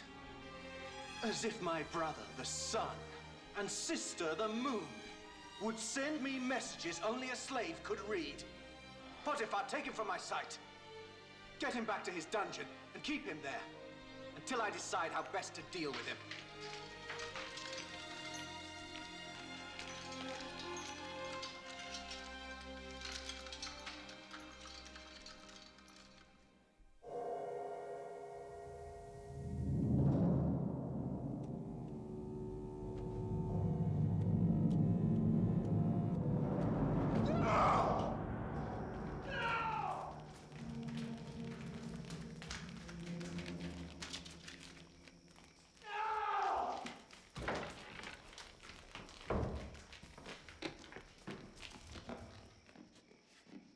Husband, another dream to ruin all our sleep? No, the same one. This is too important to ignore. I'm lost, wife. Help me. Me? And risk your anger? No, I'll keep my own counsel, my lord. Asenath here, on the other hand. Yes. Let me guess. She's so taken with this foreign slave. Oh, yes. Nothing escapes Pharaoh's eye, young woman.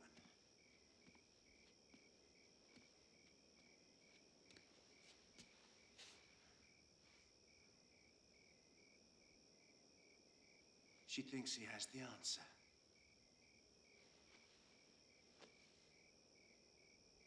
By your own word, Lord, we know he does nothing against his conscience, even on pain of death. And you yourself seem reluctant to see him hanged. There must be a reason you held your mighty hand, spared him to live to see another day.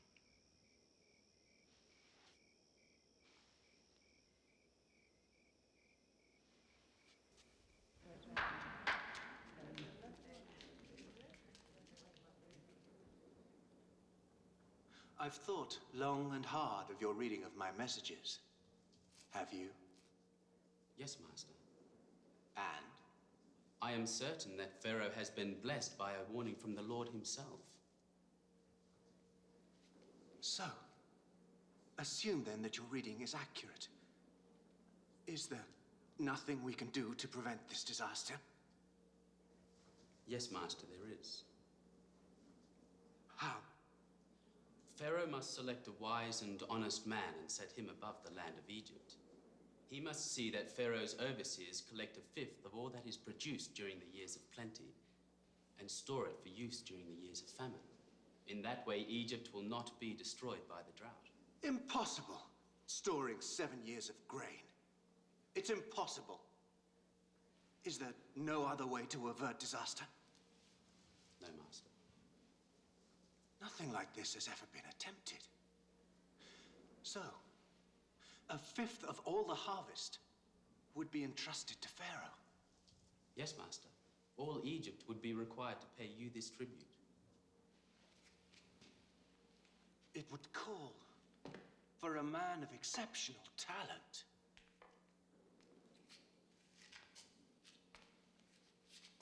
That excludes each of you.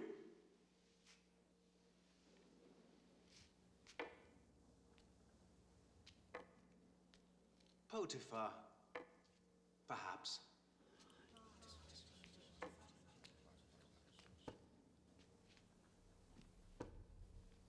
The answer is obvious. There could be no better man for this job than this man himself.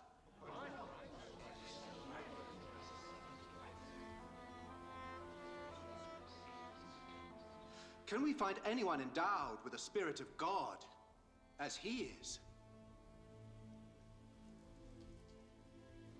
I think not. Well said, wife. Now, hear the word of Pharaoh, Ra on earth, God as man. You shall be my chancellor, and all my people shall respect your orders. Only this throne shall set me above you. I make you the governor of all of Egypt. I set you over my house, my people, my entire kingdom. Without your consent, no man shall lift up hand or foot in all of Egypt. Your name shall be Zaphanath-Paneah.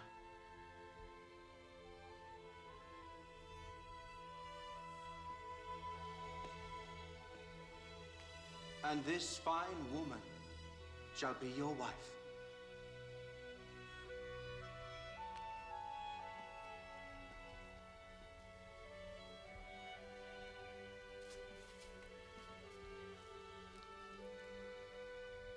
The Pharaoh is Ra. He sees into the depths of every being. God has seen and spoken.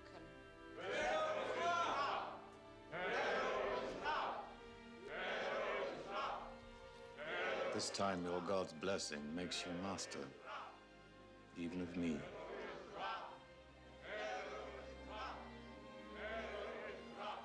I trust you'll treat me kindly.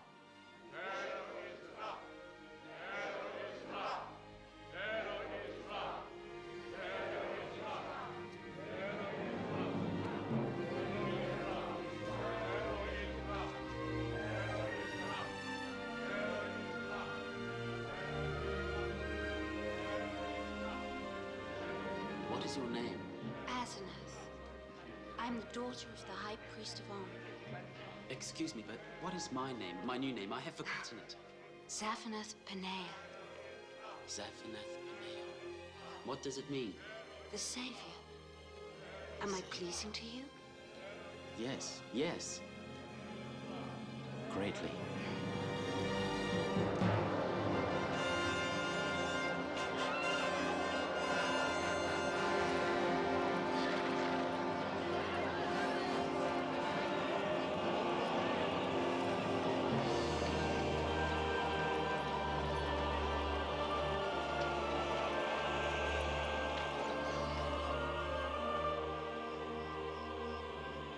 I present to you Zaphanath Paneah.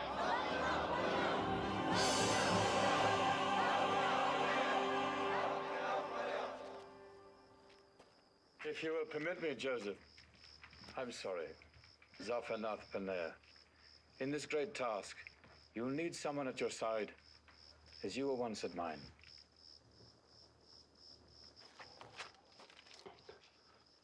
To serve thee, Master, would be a high honor. But my sins against you are many. On your feet, Ednan. Forgiveness is greater than vengeance. Compassion more powerful than anger.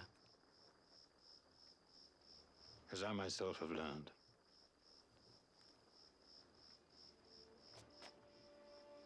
May your God watch over you. Like all Egypt. My life depends on it. Go now.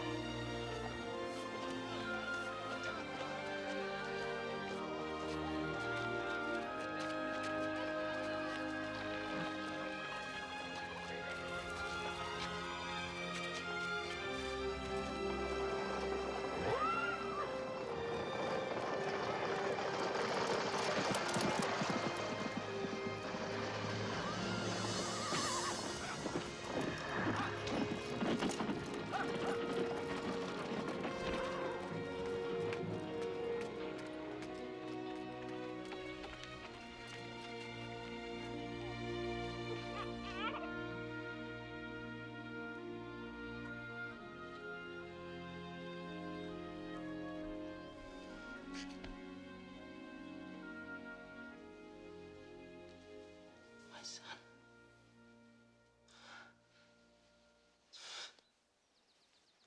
How fortunate a child to have so beautiful a mother.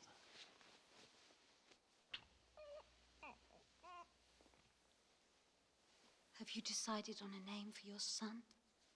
He shall be called Manasseh, which in my tongue means causing to forget.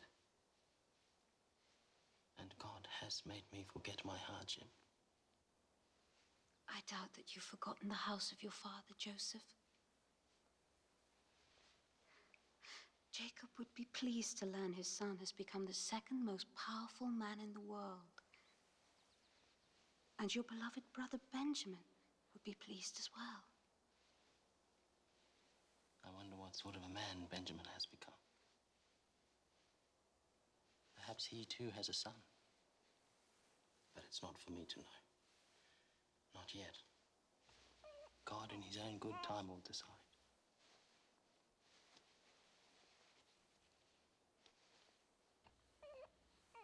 My place now is here, with you and Manasseh.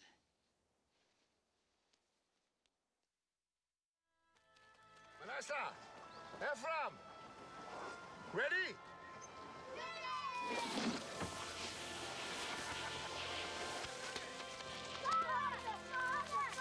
Manasseh, Ephraim. You should be learning the ciphers.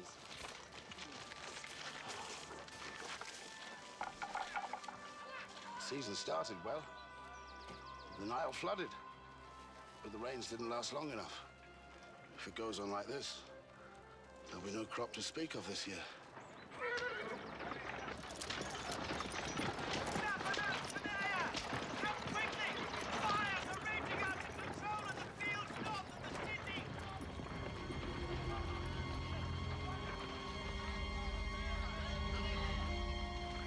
It's begun. As God promised.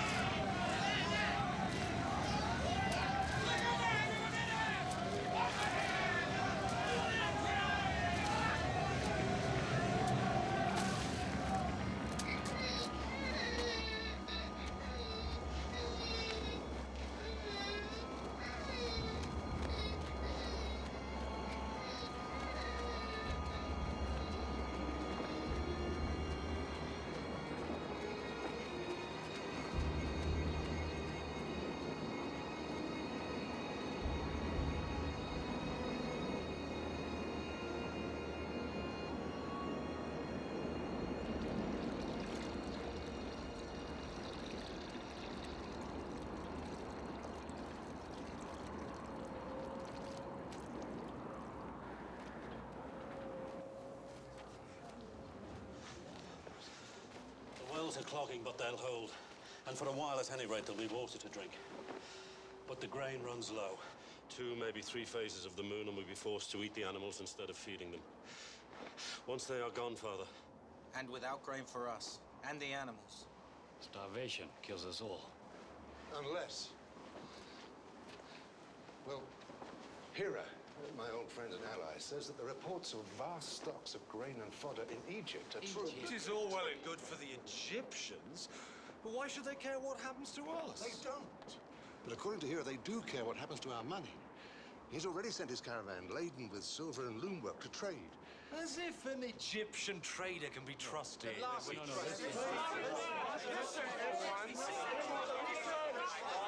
not in the hands of private traders. Their pharaoh has set one man above all others to supervise all his affairs. You deal with him.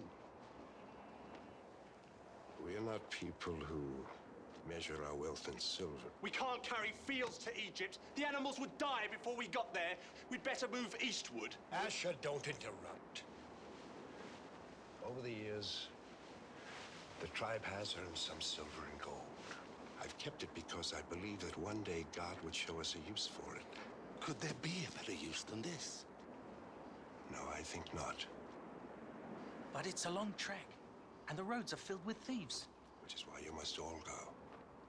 Properly armed, you'll find there's safety in numbers. All of us?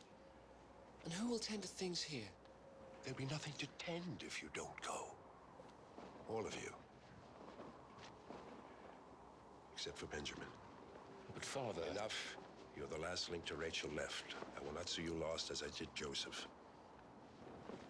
Prepare the animals. You leave at nightfall. I'll give you the silver then.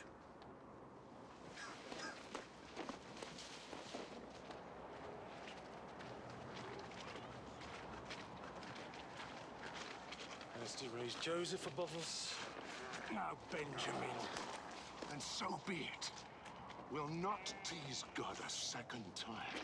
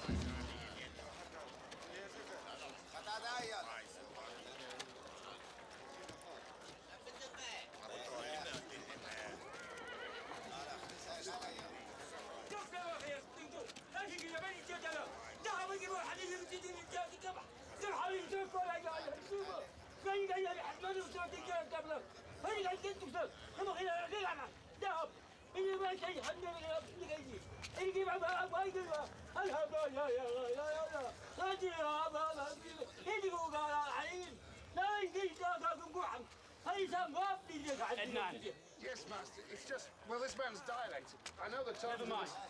Give him what he needs.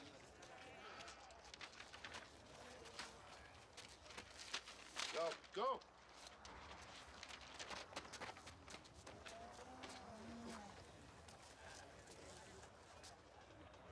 Are you well, Zephanath Benair? They're here. I'm sure they're here. Who? My brothers. Your brothers? The ones in Canaanite dress. What should I do, Master? Bring them to me.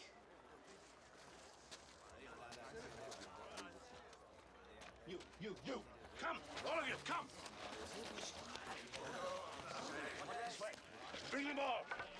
All of these men! You, come! And you!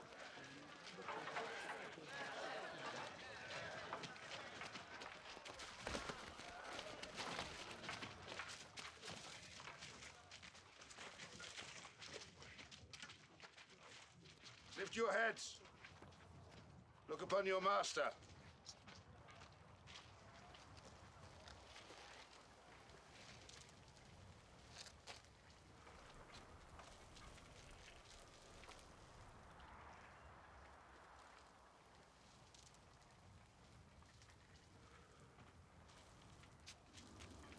They don't even recognize me. Almighty One, have mercy. We come from Canaan, where the drought destroys everything. We bring silver to trade, so that we and our families might survive.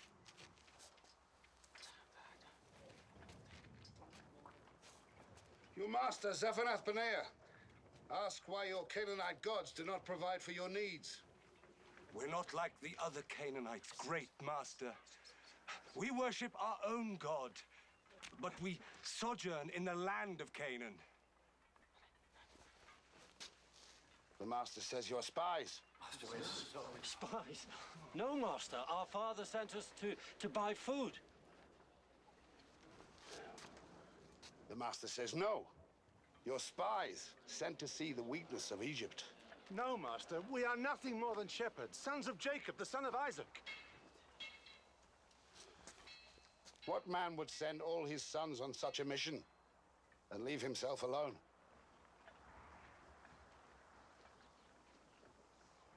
What you see are not all his sons. One other, the youngest. He is called Benjamin, remains with our father. A man is fortunate indeed to have such a wealth of sons. Are you sure you speak the truth of your number? There was one other, Master. A brother called Joseph, but he was taken from us.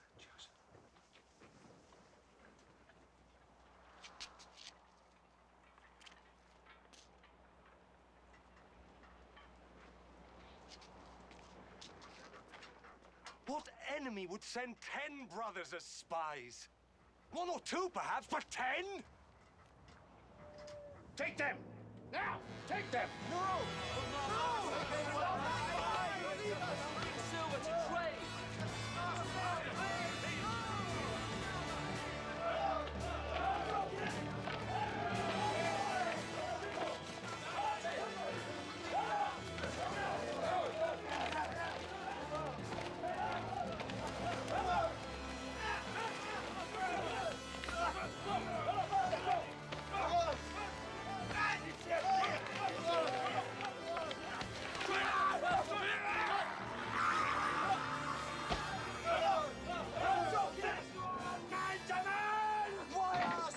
There were hundreds there today, and the Egyptians picked us out to be spies! There must be some way to prove he's wrong! What would you suggest, little brother? We probably wouldn't be here if you'd paid him more respect! More respect? Oh! 1 or 2 brothers, perhaps, but 10? What kind of fool would use an excuse like that? Stop it! Stop it! Arguing won't get us out of here. Then what will? Not what, but who? God. Is this his final punishment for what we did? God! Now we know how Joseph must have felt when we threw him down the well. No! Yes! Twice! We have each other. You left him alone. You! We put him in the well. All of us! There's no point dwelling on that. For 20 years, you've harped on the same thing. But what's done is done. And one thing has nothing to do with another. Are you sure, brother? You think life is Prove it now!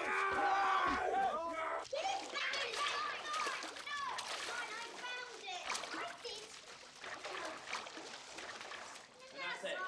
Ephraim.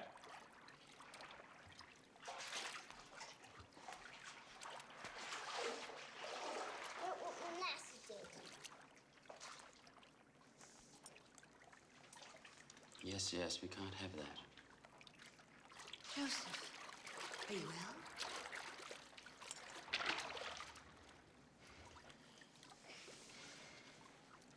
Then what is it? I saw my brothers today. That's wonderful. You always said they'd come to you. More good fortune from the troubles. They came to the granary. The drought has reached Canaan. How I wish I could have been there to see their faces when they saw you. The governor of all of Egypt. You would have been disappointed. I've waited all these years, then they didn't even recognize me. How can that be possible?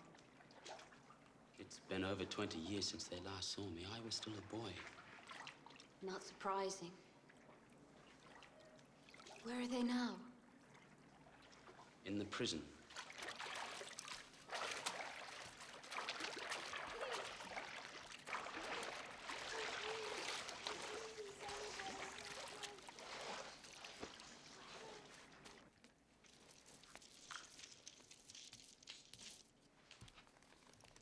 In the prison? Why? Because my anger was stronger than my compassion.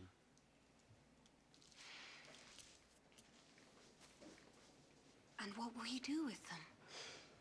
My father's people are in need of food. I must send them back.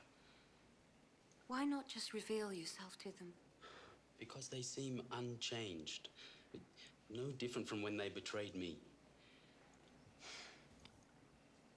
Perhaps God will reveal a way to test them. How?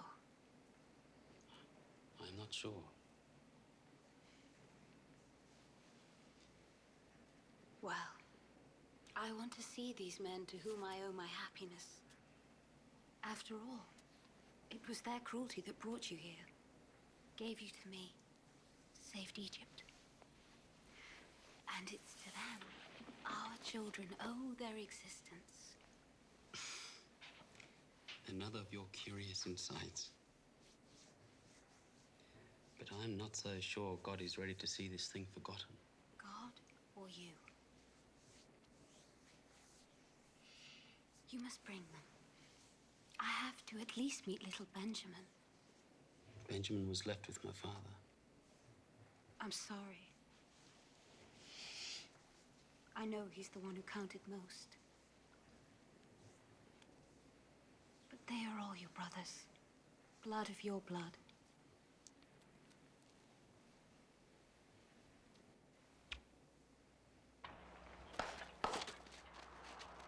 Your master, Zaphanath Paneah, will allow you to buy the grain you need to feed your people.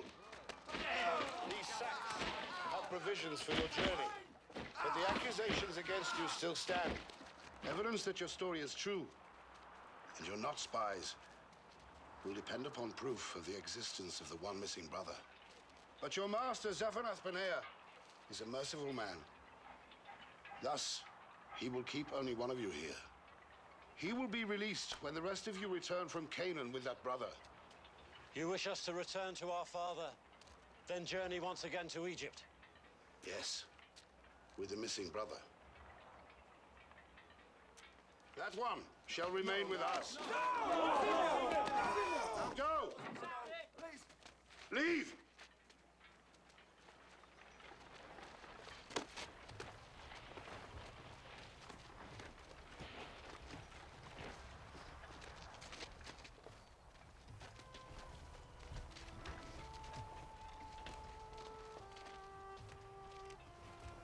Return swiftly with the missing brother.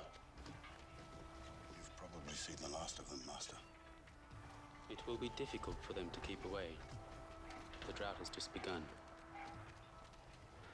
The silver they gave in payment, did you do what I asked? As ever, Master.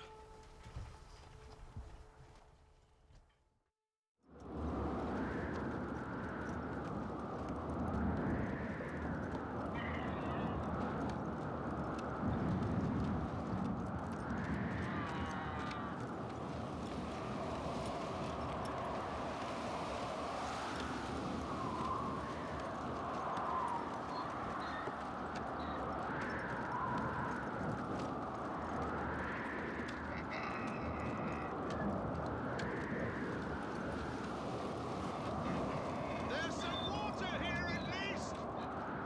We camp here tonight! Issachar! Issachar! Open your bag of grain and feed the animals!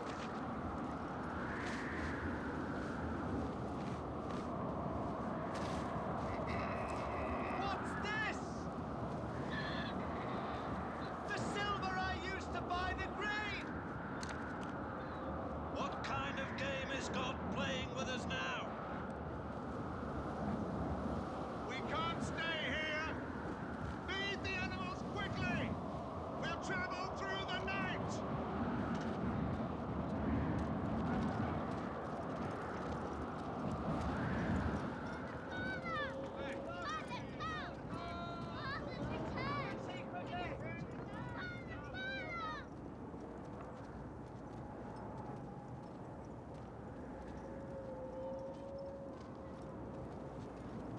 Levi. Naphtali. No! But the only proof of our story he'll accept is Benjamin. And the only way to redeem Simeon.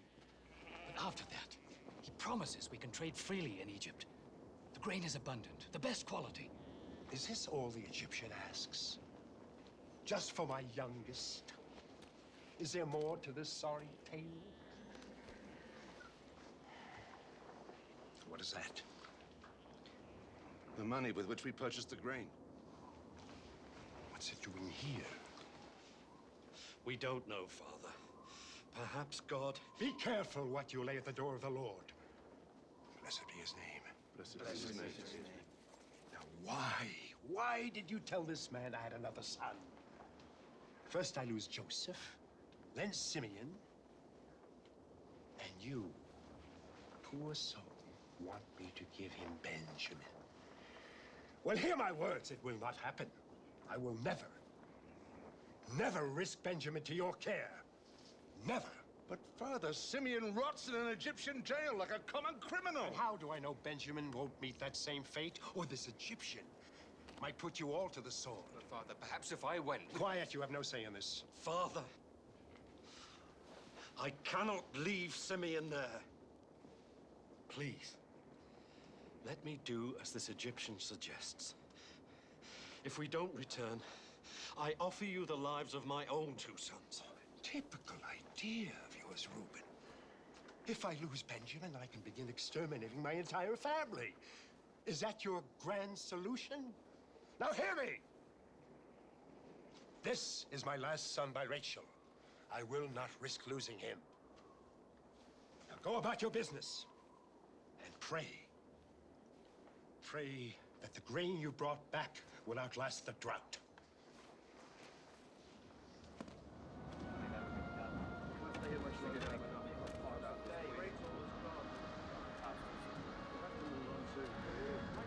Nowhere to go, Father. We don't have many choices left.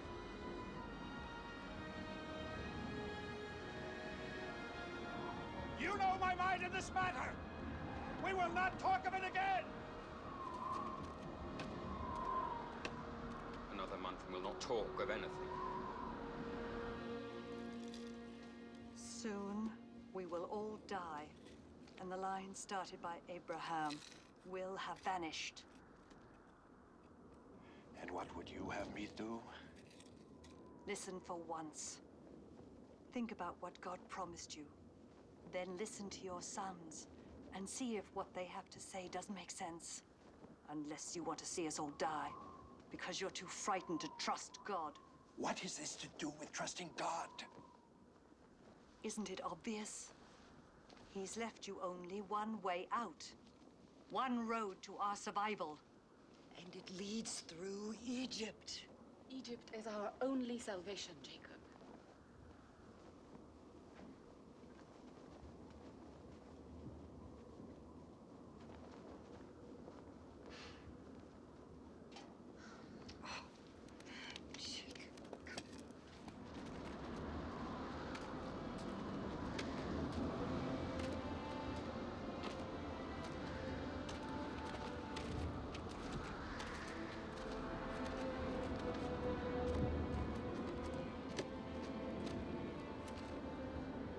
These are the finest gifts we can offer. Present them to the Egyptian, along with this. Silver enough for double payment. For the grain you will buy, and the grain you brought back.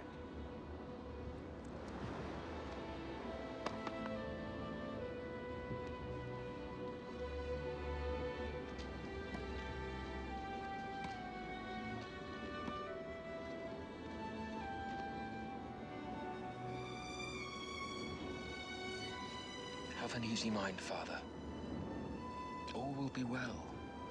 I know it.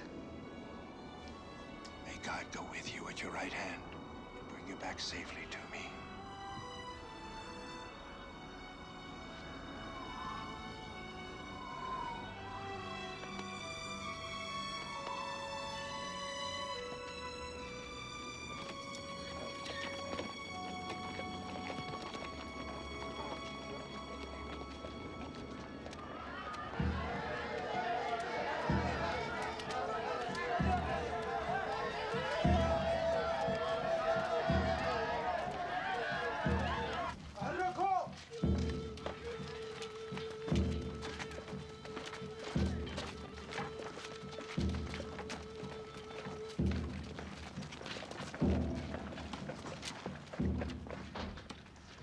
Why have we been brought here? To the great man's house? Because of the silver we found in our sacks. I'm sure of it. But we don't know how it got there. All we need to do is be truthful. Silver? What silver? I know I received payment for your grain. And we had money in our grain nonetheless. Here, we offer double repayment. You owe us nothing. Whatever you found must be a gift from that god of yours. Master, our other brother, Simeon. He's in health? Alive, you mean?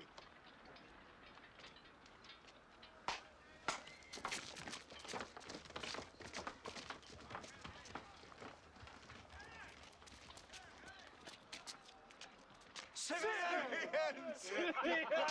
Welcome to Egypt! Are you all right?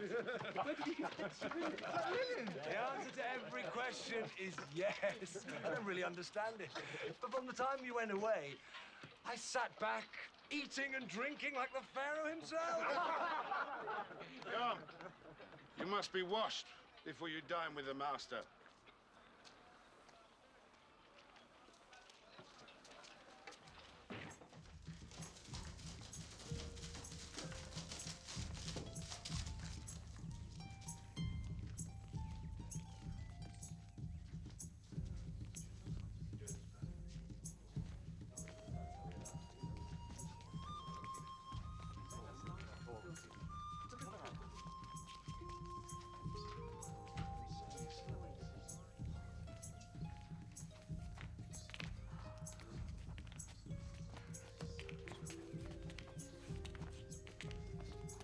You will sit here, aside from the master.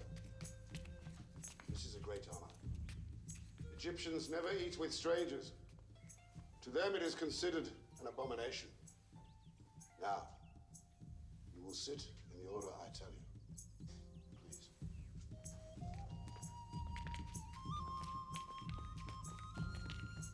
Benjamin, you will sit here.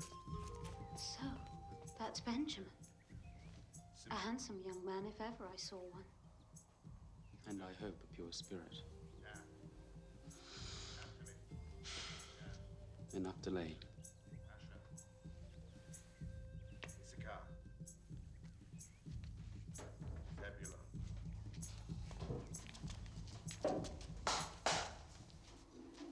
Zaphanath Paneah, he who guides us on the road of life.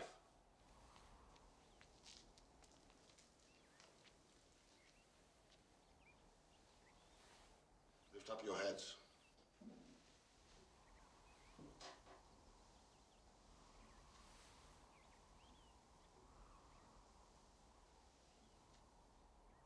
Your master asks, is your father in good health?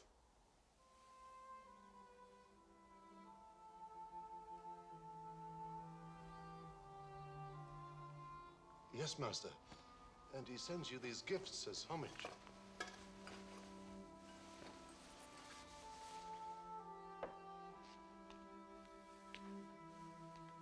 So this is the brother of whom you spoke.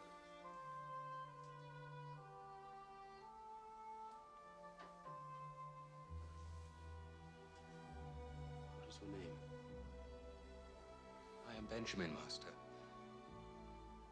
How is it, Master, that you come to speak our tongue? Have you been to our land?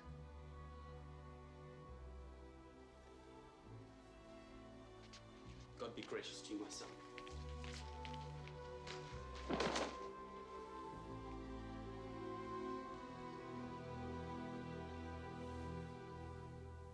Was I wrong to ask the Master how he came to speak our tongue? The master has traveled widely. He understands a great deal. Look. We're sitting according to the order of our birth. Reuben. And Simeon. Levi. Judah. Dan. Naphtali. Gad and Asher. Issachar. Zebulun. Finally me. I divined the order of your birth by looking into my magic cup.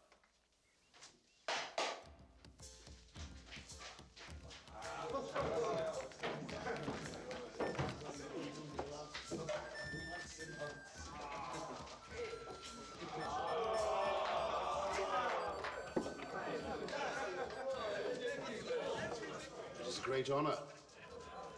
The master has given you the food from his own plate. Thank you, Master. We eat the same dish at home. In fact, this is the favorite food of my father.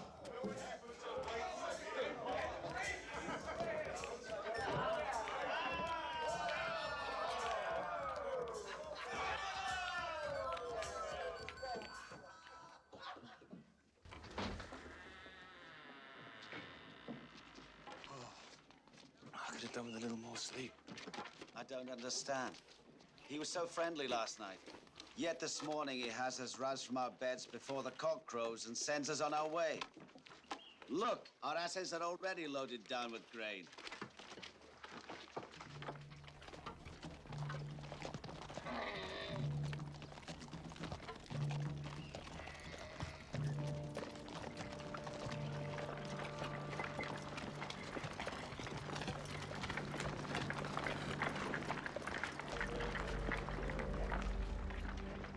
Why did you return good with evil?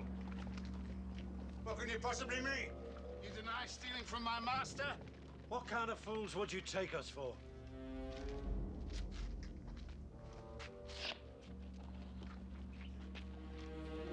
This.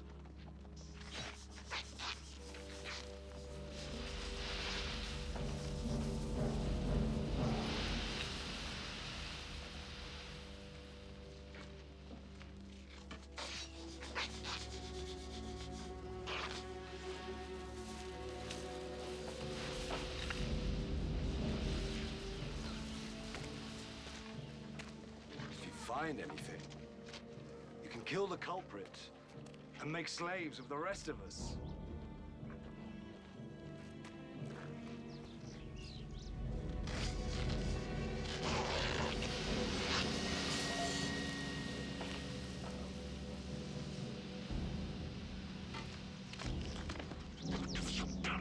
Fool! Have you taken leave of your senses? Why did you do such a wicked thing? Master, we have done nothing. Then how do you explain it? God is punishing us for a crime we committed many years ago. It seems he wants us all to taste the bitterness of slavery. For surely we are all your slaves now.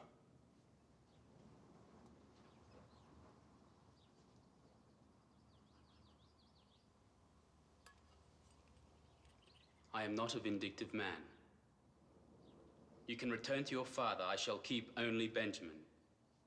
No! If you dare raise your voice to me, men can die for less. 1,000 pardons, Master. But the very idea is unthinkable. Master, I cannot pretend to grasp the meaning of these strange happenings. Benjamin has never stolen in his life. Never. Never, Master. And he's too clever to take a cherished and unique object from a man as powerful as you. Nor do I know how the money got into our sacks on our previous trip. Perhaps it was all the work of God. Master, please, spare the life of Benjamin, beloved son of our father's old age. Losing Benjamin would kill our old father, whom we have already wounded deeply. Take me as a slave in place of Benjamin and allow the boy to go home to his father. No. Benjamin will stay with me.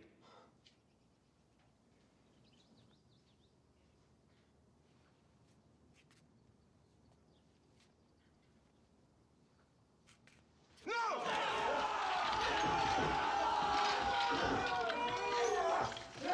I'm sorry, Master. But we must take the boy back to our father. Or die in the attempt. You would rather die 1,000 times than see such pain in our father's eyes again. To live another 20 years of wretched cowardice.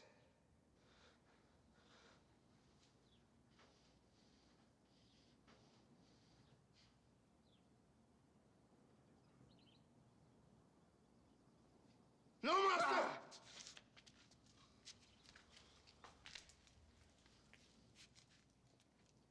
So you are now ready to sacrifice your lives for one of your brothers? Yes.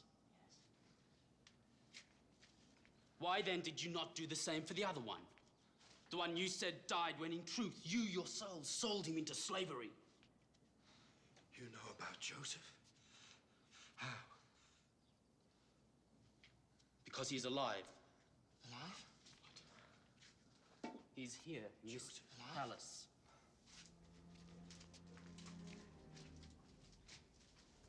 In fact, he's in this room.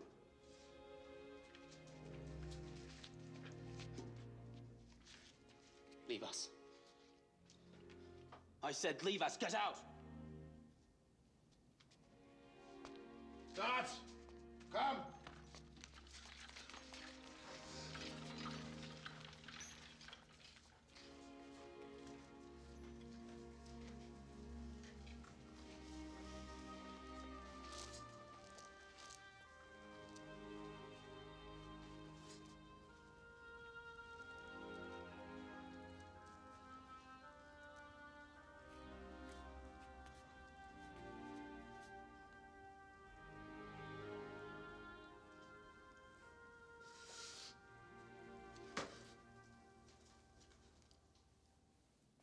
I am Joseph.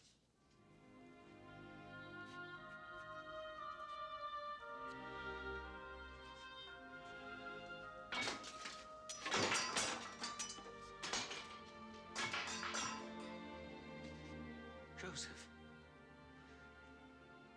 It is my brother Joseph.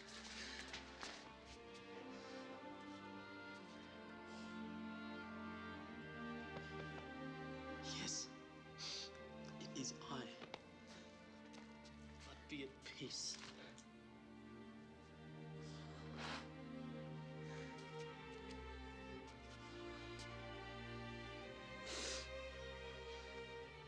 Come closer. Don't be afraid. I will not harm you. Am I to take the place of God? Joseph. It is not for me to punish you.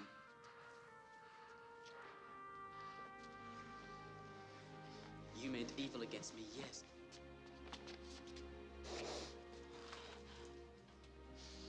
But God meant it for good.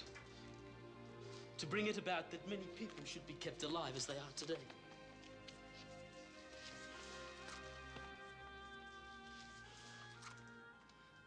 So fear not. I shall provide for you and for your families, and especially for our father.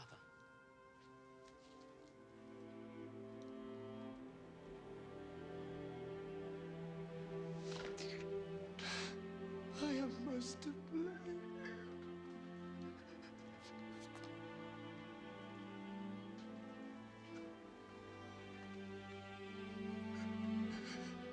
I deserve to be enslaved.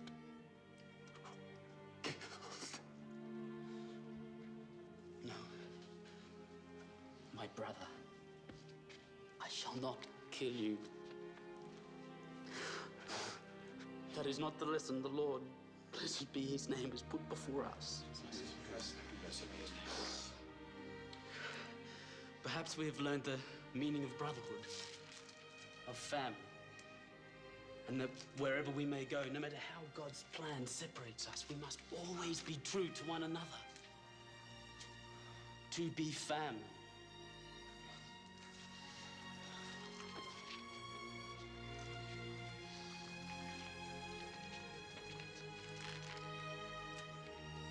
You must return for our father. Tell him of what I have achieved and move him here with all your belongings. I want you near me in the land of Goshen so I may provide for you during the remaining years of the famine. I've spoken to the Pharaoh. All is prepared. Come to me. Come to me. I'm your brother. I am Joseph.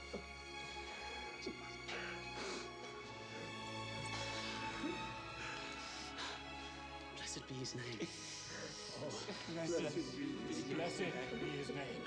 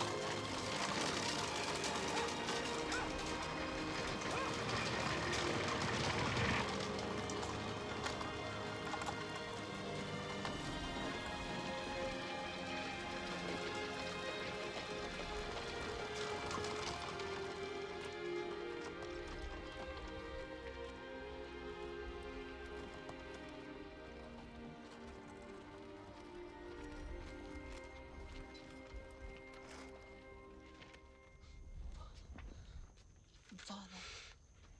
Truly, this is my Joseph. My son. My son.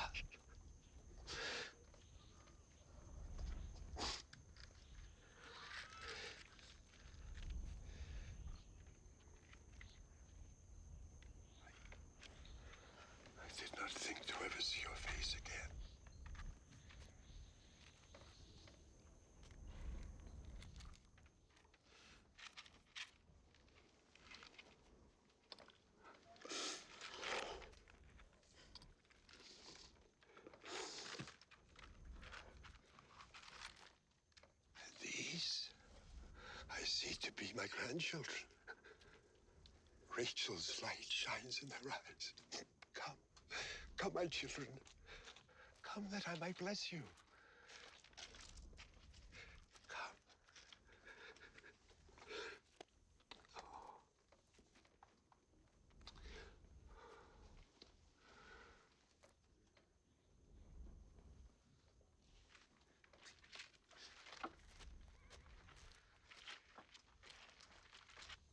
I'm indeed blessed that I have again held you in my arms and laid eyes upon your sons. Now, truly, I can die in peace. There will be no talk of death, my father. Then God will it. And then you will take me back to Canaan, the land God promised Abraham. And it will be as the Lord promised.